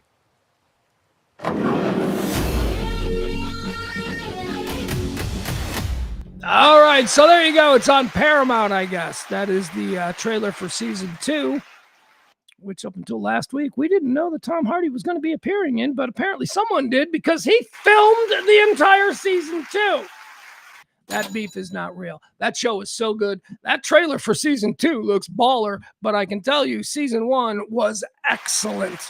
So enjoy that on Paramount. Get started today. Tom Hardy back for season 2 of Mobland. Okay, so second here at Celebrity Beef. This is weird. Now I love me some Ed Harris. You guys know Ed Harris? Ed Harris is just, oh God. Talk about a dude who's just consistently throughout his career carried himself like a dude. The guy who lives next door who you can depend on. The guy who's got a generator ready to go when the power goes out. Ed Harris is awesome. I love Ed Harris. Ed Harris has some beef about his role on Dutton Ranch. Guess this is another Paramount show where we've got some beef. Although this one, I don't know that we can ascribe this to just some PR campaign because this is Ed Harris saying it himself. Ed Harris is not happy. Did you guys watch Dutton Ranch? Isn't this the latest from the latest in the Wood Springs, Yellowstone? That's it. It's Yellowstone. Yellowstone? Of course, that's the park. Yellowstone. Ed Harris talking about his role and his dissatisfaction with the first season of Yellowstone spinoff Dutton Ranch. Here he is. He's a cool old man. He gives no fucks. He's like, remember how Costner just walked away from the whole thing when it got crazy? This is like also where Ed Harris is. Ed Harris is like, yeah, I came back and did TV because I'm bored and I'm 80. But don't fuck with me because I don't need this. I'm Ed fucking Harris. Have you ever seen The Right Stuff? Have you ever seen The Right Stuff? Or The Departed, right? Or is it The Town? Which one? I get The Town and Departed mixed up. Anyway, here's Ed Harris. Or was it White? Didn't he play like Whitey Bulger and something? Or was that Johnny Depp just looking like Ed Harris? I don't know. Here we go. Ed Harris got a problem with Dutton Ranch, the new show from Taylor Sheridan. And this is installment 2 of Celebrity Beef. How many seasons are you signed up for? 2. 2. And then that's it. Midway through this first season, I was ready to get me the fuck out of here. To tell you. Why is that? Because I didn't feel I was being used. I didn't feel. I felt a little bit misled. Okay. Prior to being signing on for it, I was talked quite a bit about what the season was and what my character was going to do. and that I was one of the 4 main characters. And that wasn't really the case. So did you go to them and say, hey, we got to change things up? I said I'm feeling underused and inconsequential. And they kind of went, oh. So have you filmed season 2 yet or no? Say again? Have you filmed season 2 yet or no? No, it's going to start till February. And I'm being told that my character will have. He's like, no, don't start till February. I ain't looking forward to it. All right, anyway, there you go. Ed Harris, old man, he got beef. He don't need no shit. You hire Ed Harris to play a role on a TV show, and you tell Ed Harris that this character is going to be this and that. It better be this and that. Because Ed Harris doesn't need that bullshit. All right, how about this one? This one is interesting to me. I didn't watch this. The Mark Twain, was it Bill Maher? Who was it? Some Mark Twain Prize thing at the Kennedy Center that occurred. Where I think it was Bill Maher, maybe. I don't know. They bring out a bunch of comedians and they're like, hey, this is why this other comedian's so much funnier than us. And they do their little bits. Whitney Cummings came out, I guess, and did something with Bill Maher on the, or for Bill Maher. She made a speech. She made a bunch of jokes. And apparently she is now saying that she made a joke about Trump. I didn't watch it, so I don't know if it's in there. She says she made a joke about Trump and that it was edited out of the Netflix product. What do we call that? It was edited out of the Netflix episode or whatever.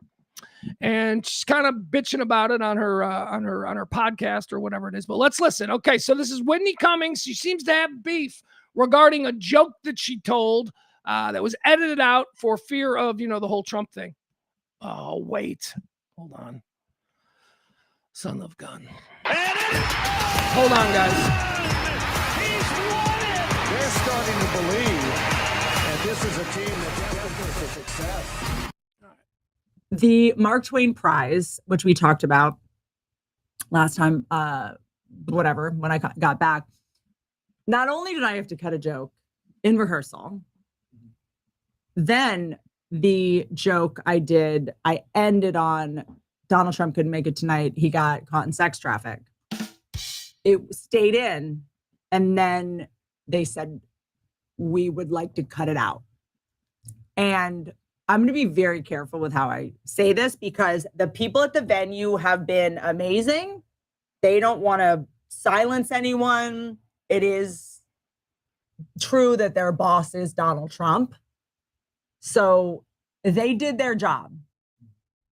I was presented with a tricky conundrum. I just don't know if I did the right thing or not. They said, it was very clear to me that they would lose their jobs. This is for the broadcast. This is for broadcast. The joke was already leaked by someone that was in the audience, journalist or something. It was already in People Magazine and Daily. It was already out. It's already out there. But then they said, we need to cut it from the broadcast. I'm like, well, it's already out there. Who cares? And they're like, he will sue you. Which is like, I don't buy it. I don't buy it, number one. Number two, he might. Because Bill Maher, I guess, said that he looked like an orangutan. Or he said Donald Trump's dad is an orangutan, allegedly. Trump sued him and won and proved that he's not, the child of an orangutan. He proved that his dad was a human. And like, I'm not being the bratty, like I should be able to make whatever jokes I want whenever I want because I'm a hero. I'm a comedian. I'm on the front lines. I don't care. It's like, it's great. Cut it. But this is the Mark Twain. This is the only time that you shouldn't get censored because it is about comedians using humor to criticize our elected officials. So I was in this gym. There you go. I've had enough of that. I can only take so much of Whitney Cummings anyway. I think that she is, I don't think she's a very good stand-up comedian. I think she's funny. I think she's charming. I think she's a terrific MC. Like you can put her up at a dais and you can let her kind of keep everything flowing. I don't think she's great. I think that one of her contemporaries who has always been pushed down a little bit less than Whitney Cummings has always gotten these and one of them's a bit of a friend. So never mind. I'm not going to. I'll say this: Eliza Schlesinger is much funnier than Whitney Cummings, and I don't know why Eliza doesn't have a string of. Anyway, there's. It's not about women aren't funny. It's about Whitney Cummings isn't as funny as she is made out to be. There are so many more highly talented female comedians out there. Eliza Schlesinger is a great example of someone who I think is incredibly funny, who I think has been fearless in her comedy, which is why she's maybe not as marketable. Although Whitney Cummings has been fairly fearless as well. I don't know. Anyway, it doesn't matter. I'm not a big fan of Whitney Cummings, but that joke is pretty good. Donald Trump couldn't be here tonight because he got stuck in sex traffic. I like it. Netflix is responding to Whitney, saying that they didn't cut any jokes. You're nuts, girl. And she's saying she doesn't care, except she does care. Look, I hate to be like this because, I like chicks. I dig women. But isn't that a woman thing that we just saw there perfectly exemplified? I mean, guys, I don't care, but I mean, it's the Mark Twain. You do care. You're not saying what you mean. You're giving a mixed message. All right, there you have it. Celebrity beef. Tom Hardy and Pierce Brosnan and Helen Mirren. I don't believe they were ever beefing. Celebrity beef number 2.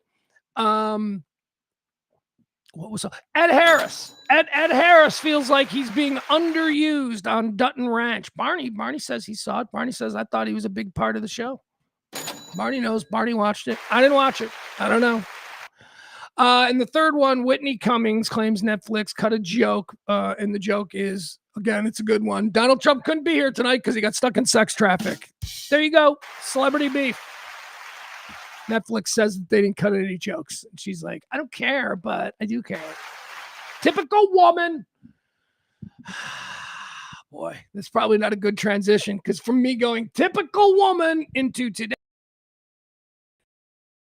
dick of the day, which is going to, no, I'm not supposed to do dick of the days with high profile people. Dick of the day is supposed to be for the anonymous, us, the peasants out there who just end up doing dicky things. But I wanted to mention, I saw this and I wanted to talk about this because I just love when this happens. It happens a lot now, especially since we've got people who are amplifying their idiotic takes on social media and they've got millions of followers and then they've got just as many haters and those haters will also amplify the message.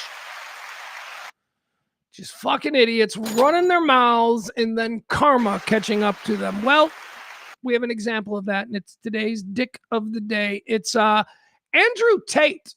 In Miami, when he came over here a year ago, it was very, very controversial that Andrew Tate, here's what happened.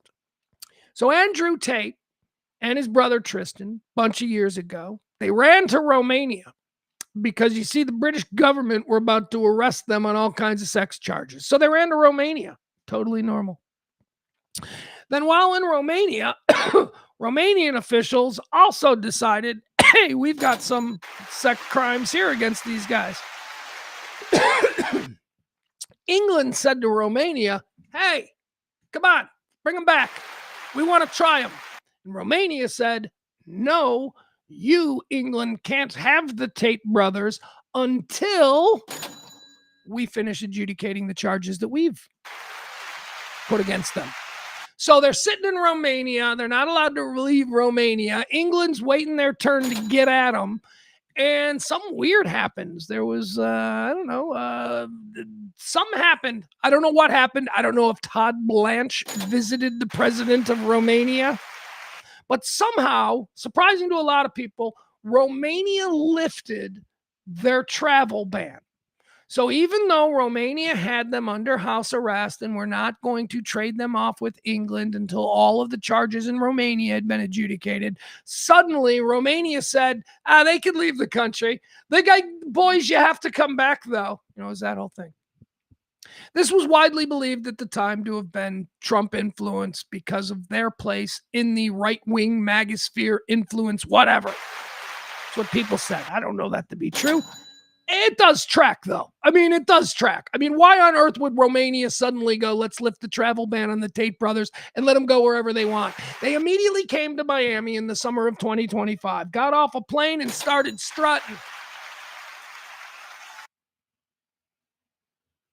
They felt free. I don't know why. I don't know why they felt free. There was a warrant out by the British government that was never executed because Britain can't send agents to America and arrest tourists to America on the beach. That's how it's done.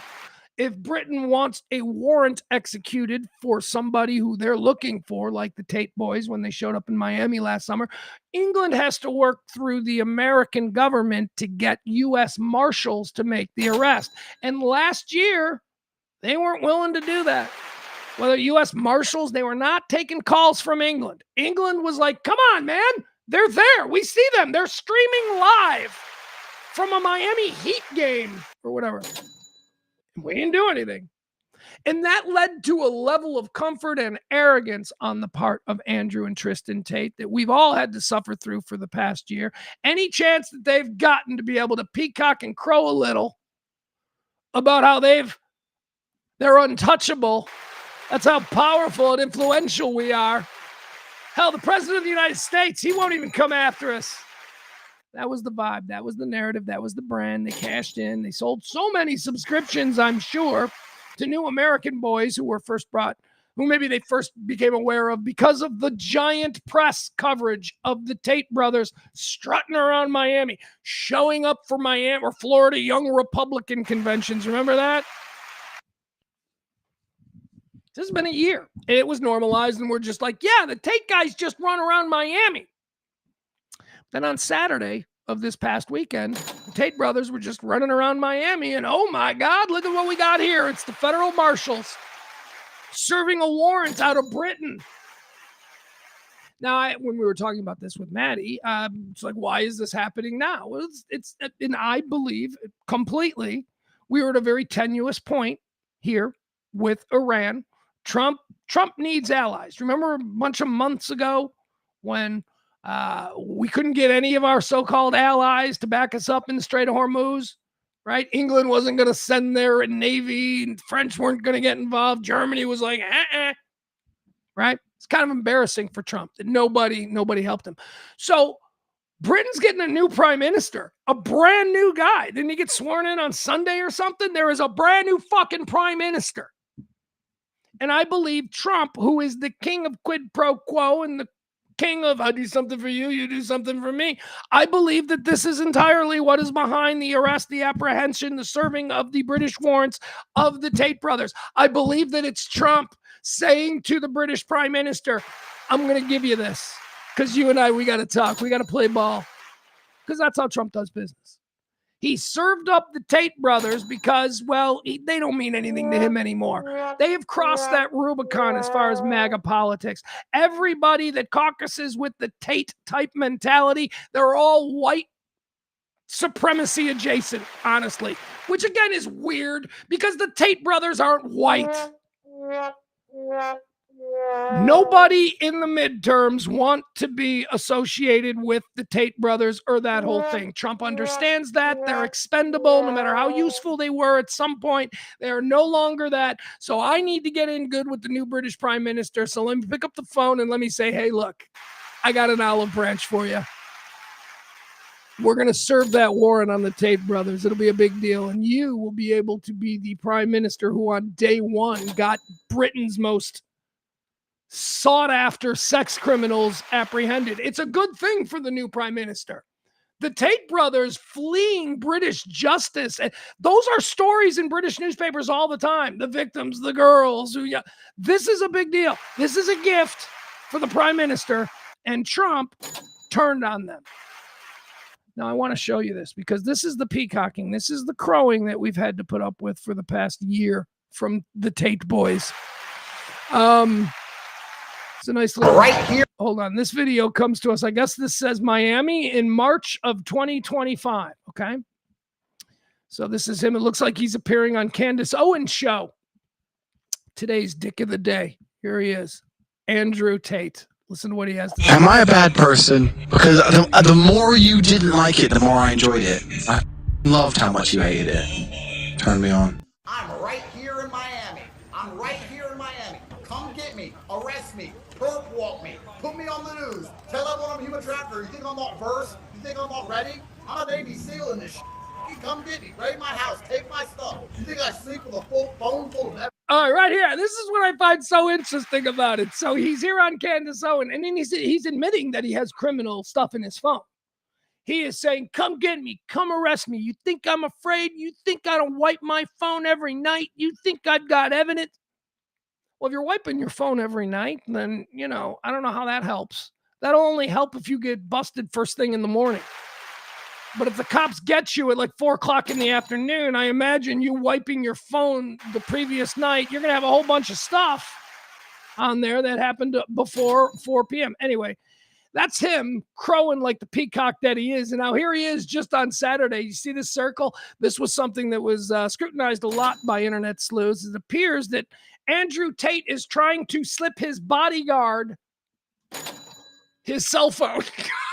And it gets intercepted by the feds. So whatever it is that you have on your phone that you didn't want them to get, that you tried to slip to your security guard. By the way, the security guard didn't take it. There's all breakdowns of it. The security guard kind of like pushed the hand away as if to say, you're paying me a daily rate. I don't need to go to prison for you. Let's watch it again. I'm right here in Miami. I'm right here in Miami. Come get me. Arrest me. Perp walk me. Put me on the news. Tell everyone I'm a human trafficker. You think I'm not versed? You think I'm not ready? I'm a Navy SEAL in this shit.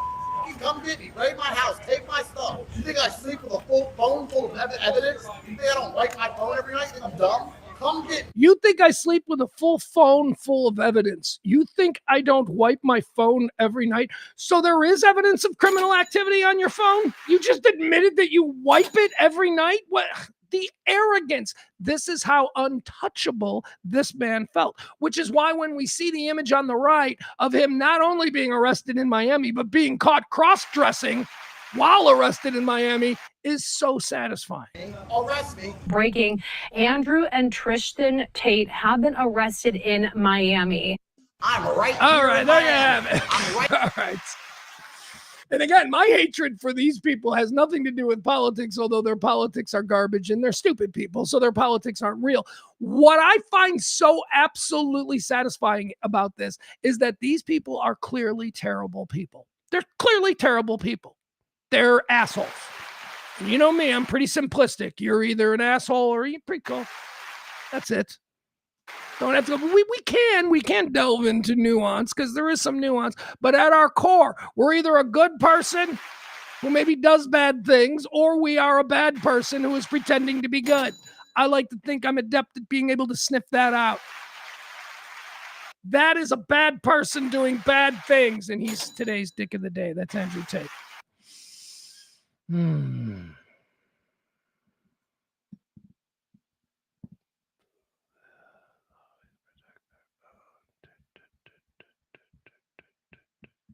All right, I don't know. I'm good. I don't know what Frank is saying. I don't know why Frank. Okay, so Frank says it's sad to see U.S. Marshals separate families. Good thing that nobody is doxing U.S. Marshals.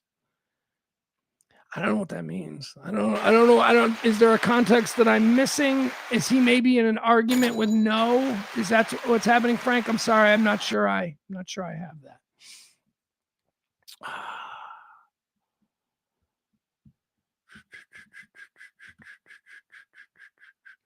Peter says, Chicken Coop. Peter says, ready for the return of Tulsa King and Frisco King on the P Mountain. I jumped out of Tulsa King after I think season. Should I go back? And it just seemed like it was getting kind of. It just seemed like it was getting a little bit. Well, I'll tell you, Peter. You watch Mobland. It ain't as good as Mobland, right? You make a distinction there. Peter knows Tulsa King and Mobland. Mobland's better, right? Production value, acting, story, directing. Tulsa King is just another Taylor Sheridan cranking them out with the same group of people. Hey, I need you in the other room working on Mayor of Kingstown. I thought you said Tulsa King. No, Kingstown, not Tulsa King. Oh, I just wrote a whole episode of Tulsa King that has to do with prisons. Yellowstone was pretty good. The first couple of seasons were pretty good. The Billy Bob Thornton show, I have complications with that. Billy Bob Thornton is such an amazing, amazing performer that show is just good, even though it's maybe not Landman. Maybe Landman ain't good. Billy Bob Thornton is, and he carries so much of the energy of that show. So I'll keep watching that. Mayor of Kingstown. I think Mayor of Kingstown and Mayor of Kingstown. I got confused. I almost said Mobland, but Mobland I think is the best show that's offered on Paramount. I think Mayor of Kingstown is the best show on Paramount from the Taylor Sheridan collection. There you go. I like Mayor of Kingstown. I like Mayor of Kingstown is so good because, again, Jeremy Renner is so good. But also, the man got cut in half by a snowplow. Right? Wasn't he out there protesting some Hollywood stuff and a rogue guy in a snowplow with a MAGA hat ran him over and cut him in half? Isn't that what happened to Jeremy Renner? And now he's out there. He's doing. All right, I know that's not the story. He got run over by a snowplow. And when Jeremy Renner got run over by a snowplow, we were all led to believe he got cut in half. At least I did shows on it. That's how long I've been doing this show. I was doing this show before Jeremy Renner got run over by a snowplow. I was doing the show when Jeremy Renner got run over by a snowplow. And now Jeremy Renner has completely recovered from being run over by a snowplow. And I'm still doing the show for tips. Holy fuck. This man rehabbed from being cut in half and is back to playing a Marvel superhero. And I'm still shaking my fucking can. Jesus, that's... All right. I don't know why I just got off on that on a whole Paramount thing.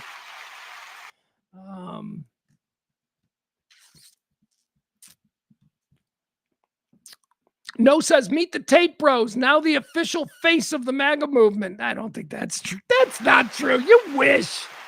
The official face of the MAGA movement is Trump. Well, that's the face. Look, I know plenty of people who vote Republican and even many who consider themselves MAGA who are not down with the Tate brothers, okay? That's unfair. That's like saying that everybody who doesn't like Trump, is planning on blowing up a Tesla dealership, right? That's not true either. So just knock it off. Silly. All right, so let's move on. Let's do 3 videos. All right, 3 videos. The story I wanted to mention because I think it's pretty cool, and I think it's good for him, and I think it happened in his hometown, or at least, relatively close to it, his home area. And it's going to be the first of our 3 videos today. I show you 3 videos that are going around viral. We talk a little bit about them, and we watch them together. First one comes to us from what I was just talking about. Shane Gillis. Shane Gillis, what? He played the largest comedy show of all time in history of the world ever? I don't know. He went home to Philadelphia and he did some stand-up comedy show, and I guess they set some numbers or something on Friday night. Good for him. I love Shane Gillis. I think Shane Gillis is so funny. Oh, man. Is he MAGA? No. No, he's just a dude. You don't think that much about this shit. He's just making fun of it all. I like him. I like him a lot. Seems like a good dude. Lemonade. So Shane Gillis does this big show, this big homecoming show, solidifying him probably as the top comedian in the world right now. He's big. I know we can talk like Nate Bargatze. He's big too. I think Gillis might be a little hotter. Do you remember how there were comedians who were selling out big giant stadiums? Your Dane Cooks, your Sebastian Maniscalcos or whatever. You had those guys always, but they were the biggest. But Dave Chappelle was always most interesting and the hottest, right? That's how I see Shane Gillis right now. I think he's the most interesting. I think he's the most interesting because simply the shit that he finds funny triggers people on both the right and the left. And that's very interesting because he doesn't seem to care. He's just a dude and he's very funny. Anyway, he did this big show, and our first video is Dave Chappelle. Speaking of Dave Chappelle jumps up on stage with him at his big giant concert. And Dave Chappelle does a little role play with Shane Gillis. Here we go. This is from Shane Gillis's record-setting show in Philadelphia from Friday night. Dave Chappelle jumps up on stage. Let's watch. I'll be J.D. Vance, and you be Joe. All right, so they're doing a role play of the J.D. Vance Joe Rogan interview. This is Shane Gillis and Dave Chappelle. Shane Gillis is to portray Joe Rogan, and Dave Chappelle is to portray J.D. Vance. I'll be J.D. Vance, and you be Joe Rogan. All right, ready? Hey, I'm a big faggot.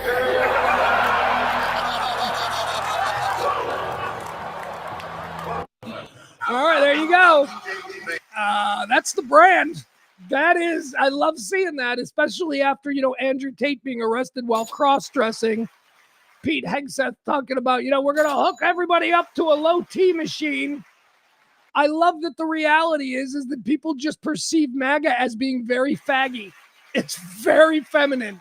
No matter, that's finally we're like, you guys are trying too hard with the alpha bullshit. I knew you were trying too hard. Dave Chappelle, his imitation of J.D. Vance is, I'm a big fag. Congratulations, MAGA. That's who you guys are seen as. And again, the Tates getting busted. And I know I said that the Tates don't represent MAGA, but they do kind of. I mean, in the grander culture war, they do. It's unfortunate that they were arrested cross-dressing. At least one of them was arrested cross-dressing. All right, that's number one. J.D. I love it. The man. Look, I'm not saying he's a fag. Look, I think Dave Chappelle and I are the same age, and we grew up in the same era. We use fag differently. I think Dave was very specifically using it in that context to denote a sexual orientation or preference. I always say that when I was a kid, we used fag very, non-denominationally. We used fag. You stop being a fag. It just meant, stop doing whatever you're doing. You build that carburetor like a fag. It didn't make any sense. We just used it generically. In the case of Chappelle there, he was not using it generically. Here is what I have said about J.D. Vance since the minute he was brought in as next in line. I'm like, that guy's femme. That guy is super femme. And then you see pictures of him from like high school and stuff, and he was like a weird goth kid. Wore like black lip makeup. We've all seen he's a weirdo. Your guy is a weirdo once again. You guys hitched your wagon to another fucking weirdo. And Dave Chappelle, first thing he thinks of when trying to talk about J.D. Vance is, let's push the narrative that he is a femme. I'll say this, who else is an effeminate man is James Tallarico. I don't think James Tallarico is gay. I don't know that J.D. Vance is gay either, but James Tallarico is feminine. I get it. I get why people are like, he used to be a woman. I mean, I think it's all absurd. But he is certainly not, the guy who, listens to Joe Rogan and spends 2 hours in the gym and, has a girlfriend that he's cheating on. That's not the whole vibe of Tallarico. So I guess by that maximum alpha sort of representation that the right has been striving for, certainly Tallarico falls short. But so does your vice president. All right? So knock it off. Just stop it with the alpha nonsense. Let's all just be dudes. Some of us are going to be a little faggier than others. That's how I would say it. All right. That's number one, the first video. Here's a fun video. Okay, I like this one. Or do I like this one? I get this one. This is something that I didn't know existed, but apparently it's growing in popularity. Here in Chicago, where I do this show from, there's a thing called the Chicago Scream Club. Apparently, this is a group of people, hundreds, as best I can tell, of people who gather together weekly, and they line up on the shore of Lake Michigan, and then at a certain moment, they all start screaming out at the lake. Pretty funny. Chicago Scream Club. Here it is. I want to join. Maybe I'll go down there. Maybe we'll start streaming live from the Chicago Scream Club. There's got to be interesting gripes behind these screams, right? Here we go. Final scream. In 3, 2, 1.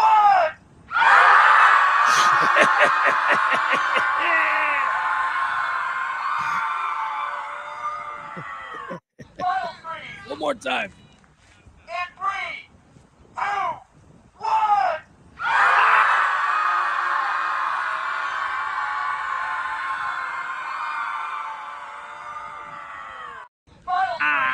Okay. In 3, 2. I screamed along with him. I just I muted my mic and I screamed so much that I'm now coughing. And now I got stars. Oh, Jesus. I got stars in front of my eyes. All right. That sucks. There you go. Number 3. There's number 2. Number 3. I thought this is funny. Okay, so this one needs some context because it's only funny with the proper context. So the context on this is a street musician, and I don't know if he's any good or not. I know he's pretty damn funny. I don't know if he's any good, but the street musician was being hassled. And by the way, it looks like this street musician is set up in a place where they welcome street musicians. It looks like an outdoor dining place and, all that stuff. So anyway, this street musician, and this is the context, was apparently being harassed by somebody who was like, "You suck, stop it, trying to talk here." And apparently the dude lunged at the street musician as if he was going to take his instrument or microphone away from him. That's the context. Upon lunging at the street musician, the dude blew out his ACL. and then it gets great from there. All right, that's what we see here. Somebody started filming. So this is a dude who was harassing a street musician, and he lunged at him and he blew out his ACL. And while he was being tended to by paramedics, the street musician wrote a song especially for him. He ain't going to jail. He's on an ambulance tonight. And the ambulance tonight. Homie about to hit the hospital. Leading towards me. I'm the brother on the microphone killing all the beats. Homie tried to punch me and fail. And tore his whole damn ACL. Shout out to my homies here. They gonna get you, bro. I'm the brother on the mic taking pictures, though. That's a true story. Homie was tripping. I like how the paramedic looked at him and laughed. Like the paramedic's like, yeah, okay.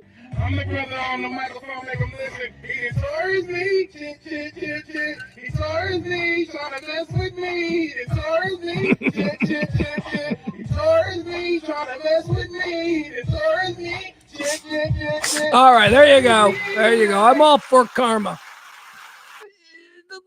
You're not the only one. Nobody made you the guy who needs to tell the musician who's playing while everybody else is sitting around eating. Nobody made you the guy that has to make him stop, okay? If he was really terrible, we would en masse all rise up and we would murder him in front of everybody if he was terrible. Obviously, you're the only one who has a problem with him, and you charged him, and now you've blown out your ACL. So it's very unfortunate. All right, that's gonna do it for 3 vids. How about Can't Beat Fun at the Old Ballpark? Well, this ain't fun. This is not fun. This is some bullshit. Did you see this? This came to us out of my fair city of Chicago. Of course, no part of town that I claim. This comes to us from Wrigley Field. Cubs game yesterday. Apparently during the national anthem, a Cub fan refused to stand. Typical. And then another Cub fan decided to get violent because his ego was bruised that the first guy wouldn't stand. Typical. See, this is just like both. I can hate on both of these guys because I hate Cub fans. So anyway, here you go. This is what happened. Again, national anthem. Dude wouldn't stand. Guy behind him got violent simply because the man would not stand for the anthem. Let's watch.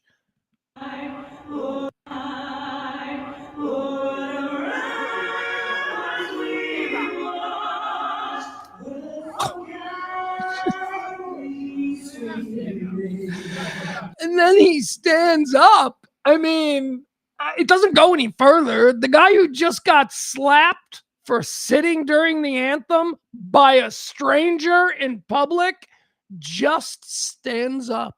Just stands. Okay, you've exerted your dominance over me. Just another guy here in public. You need me to tickle your balls? I'll do whatever you want. Tell me around the 7th inning. Tell me where you're parked. I'll bring your car around for you. What kind of a man is this? I'm not getting into the whole whether or not you should stand or whatever. I personally think you should do whatever the fuck you want. And anyone that's got a problem with that needs to be emotionally in control enough to exist in a civilized society. Slapping a stranger in the back of the head because they're not doing what you expect them to do is some petty, infantile bullshit. Let's watch it again. This little cuck right here. I am so disappointed in this guy who just stood up and then just, did what the strange man behind him demanded. The fuck? All right, here we go. So right now he's obvious going, you better stand up, blah, blah, blah. And then he just gets smacked. And that's not a little smack. That's who does this man think he is? Again, doesn't fucking matter why he feels like he can do this. He can't do this. You can't just hit somebody. And to think that, well, I would normally not hit somebody, but this is about the anthem. Fucking, what the fuck, man? What the fuck? All right, let's watch it again from the beginning here.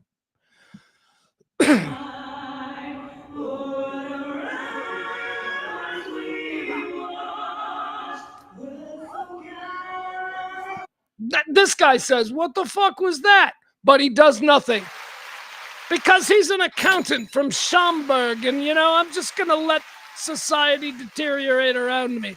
No, these fucking guys should have turned immediately and been on the side of this guy and been like, you're fucking out of line, and we don't want to sit in the same section with you for the next 9 innings because you're obviously a fucking D-bag.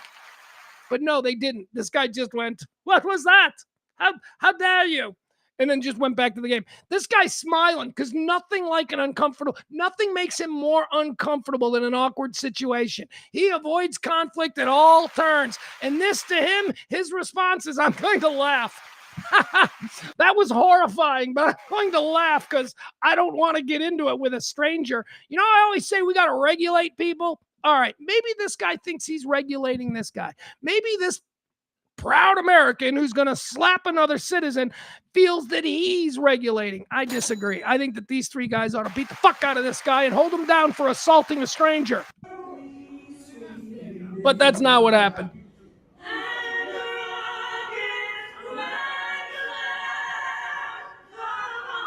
I mean, I guess these guys could have been a little bit more supportive of this dude. I mean, I know you don't want to. Why is he sitting down? Is he being performative with him not standing?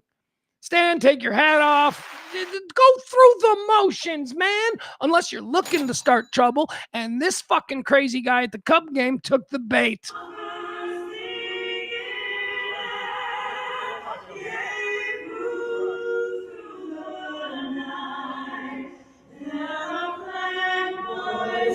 This guy's at a Cubs game by himself. Of course he is. Nobody can stand to be around him.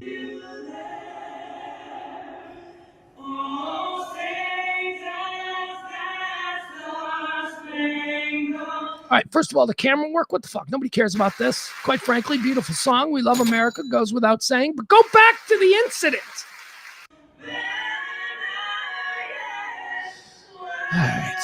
All right, there you have it. Can't beat fun at the old ballpark. Well,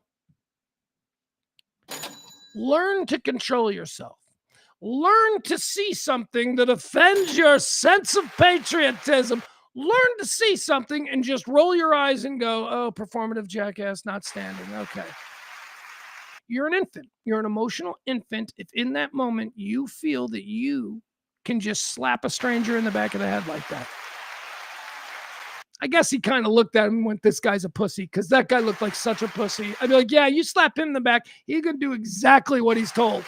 Oh, I'm sorry. Hey, I can't believe you just cucked me like this. Would you like a beer? Can I get you a beer? Unbelievable. All right, let's do one more, because that's not how we like to celebrate baseball. Let's celebrate baseball with an absolutely amazing play. I got no idea if this is a new player or an old player, or if, it's been around before. And the reason I asked that is because I don't think these two teams played yesterday. They did not play yesterday. This is quite some time ago, but whatever. I don't want to leave with, bad baseball breath. And that's what that video shows us. So check this out. Saw this play. Saw this morning. And I'm like, wait, they didn't play yesterday. This is not a new game. But it's okay because it's amazing baseball. Watch this. Broken bat, and it's kicked right into the bare hand of Brandon Youngie. Did you guys see that? Did you guys see that? He used his heel on his foot to kick the ball up into his... Oh, my God. You got to watch that one more time. Kicked it right into his hand. Look at that bitch. He's like, yep, that's what I do. And made the play on Altuve. He goes, yeah, I meant that. Show it again. Oh, they're not going to show it again? Here.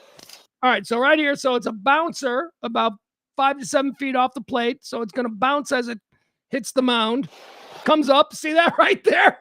He stopped it. Instead of it scooting past maybe into center field for a single up the middle. No, he kicks it with his heel in this moment. So now he's got it kicked with his heel. Broken. All right, so different camera angle, but it's up in the air being kicked from his heel. Bat, and it's catches it in his bare hand. Kicked right into the bare hand of Brandon Youngie. Kicked it right into his hand. Baseball gonna baseball. One more time. Broken bat, and it's kicked right into the bare hand of Brandon Youngie. Kicked it That's right into his hand. That is some banana ball bullshit right there. That is, you can't practice that. All right, guys, that's gonna do it. One more time, I do want to thank the people who have helped out the show and those who said nice things about me yesterday because it was my birthday.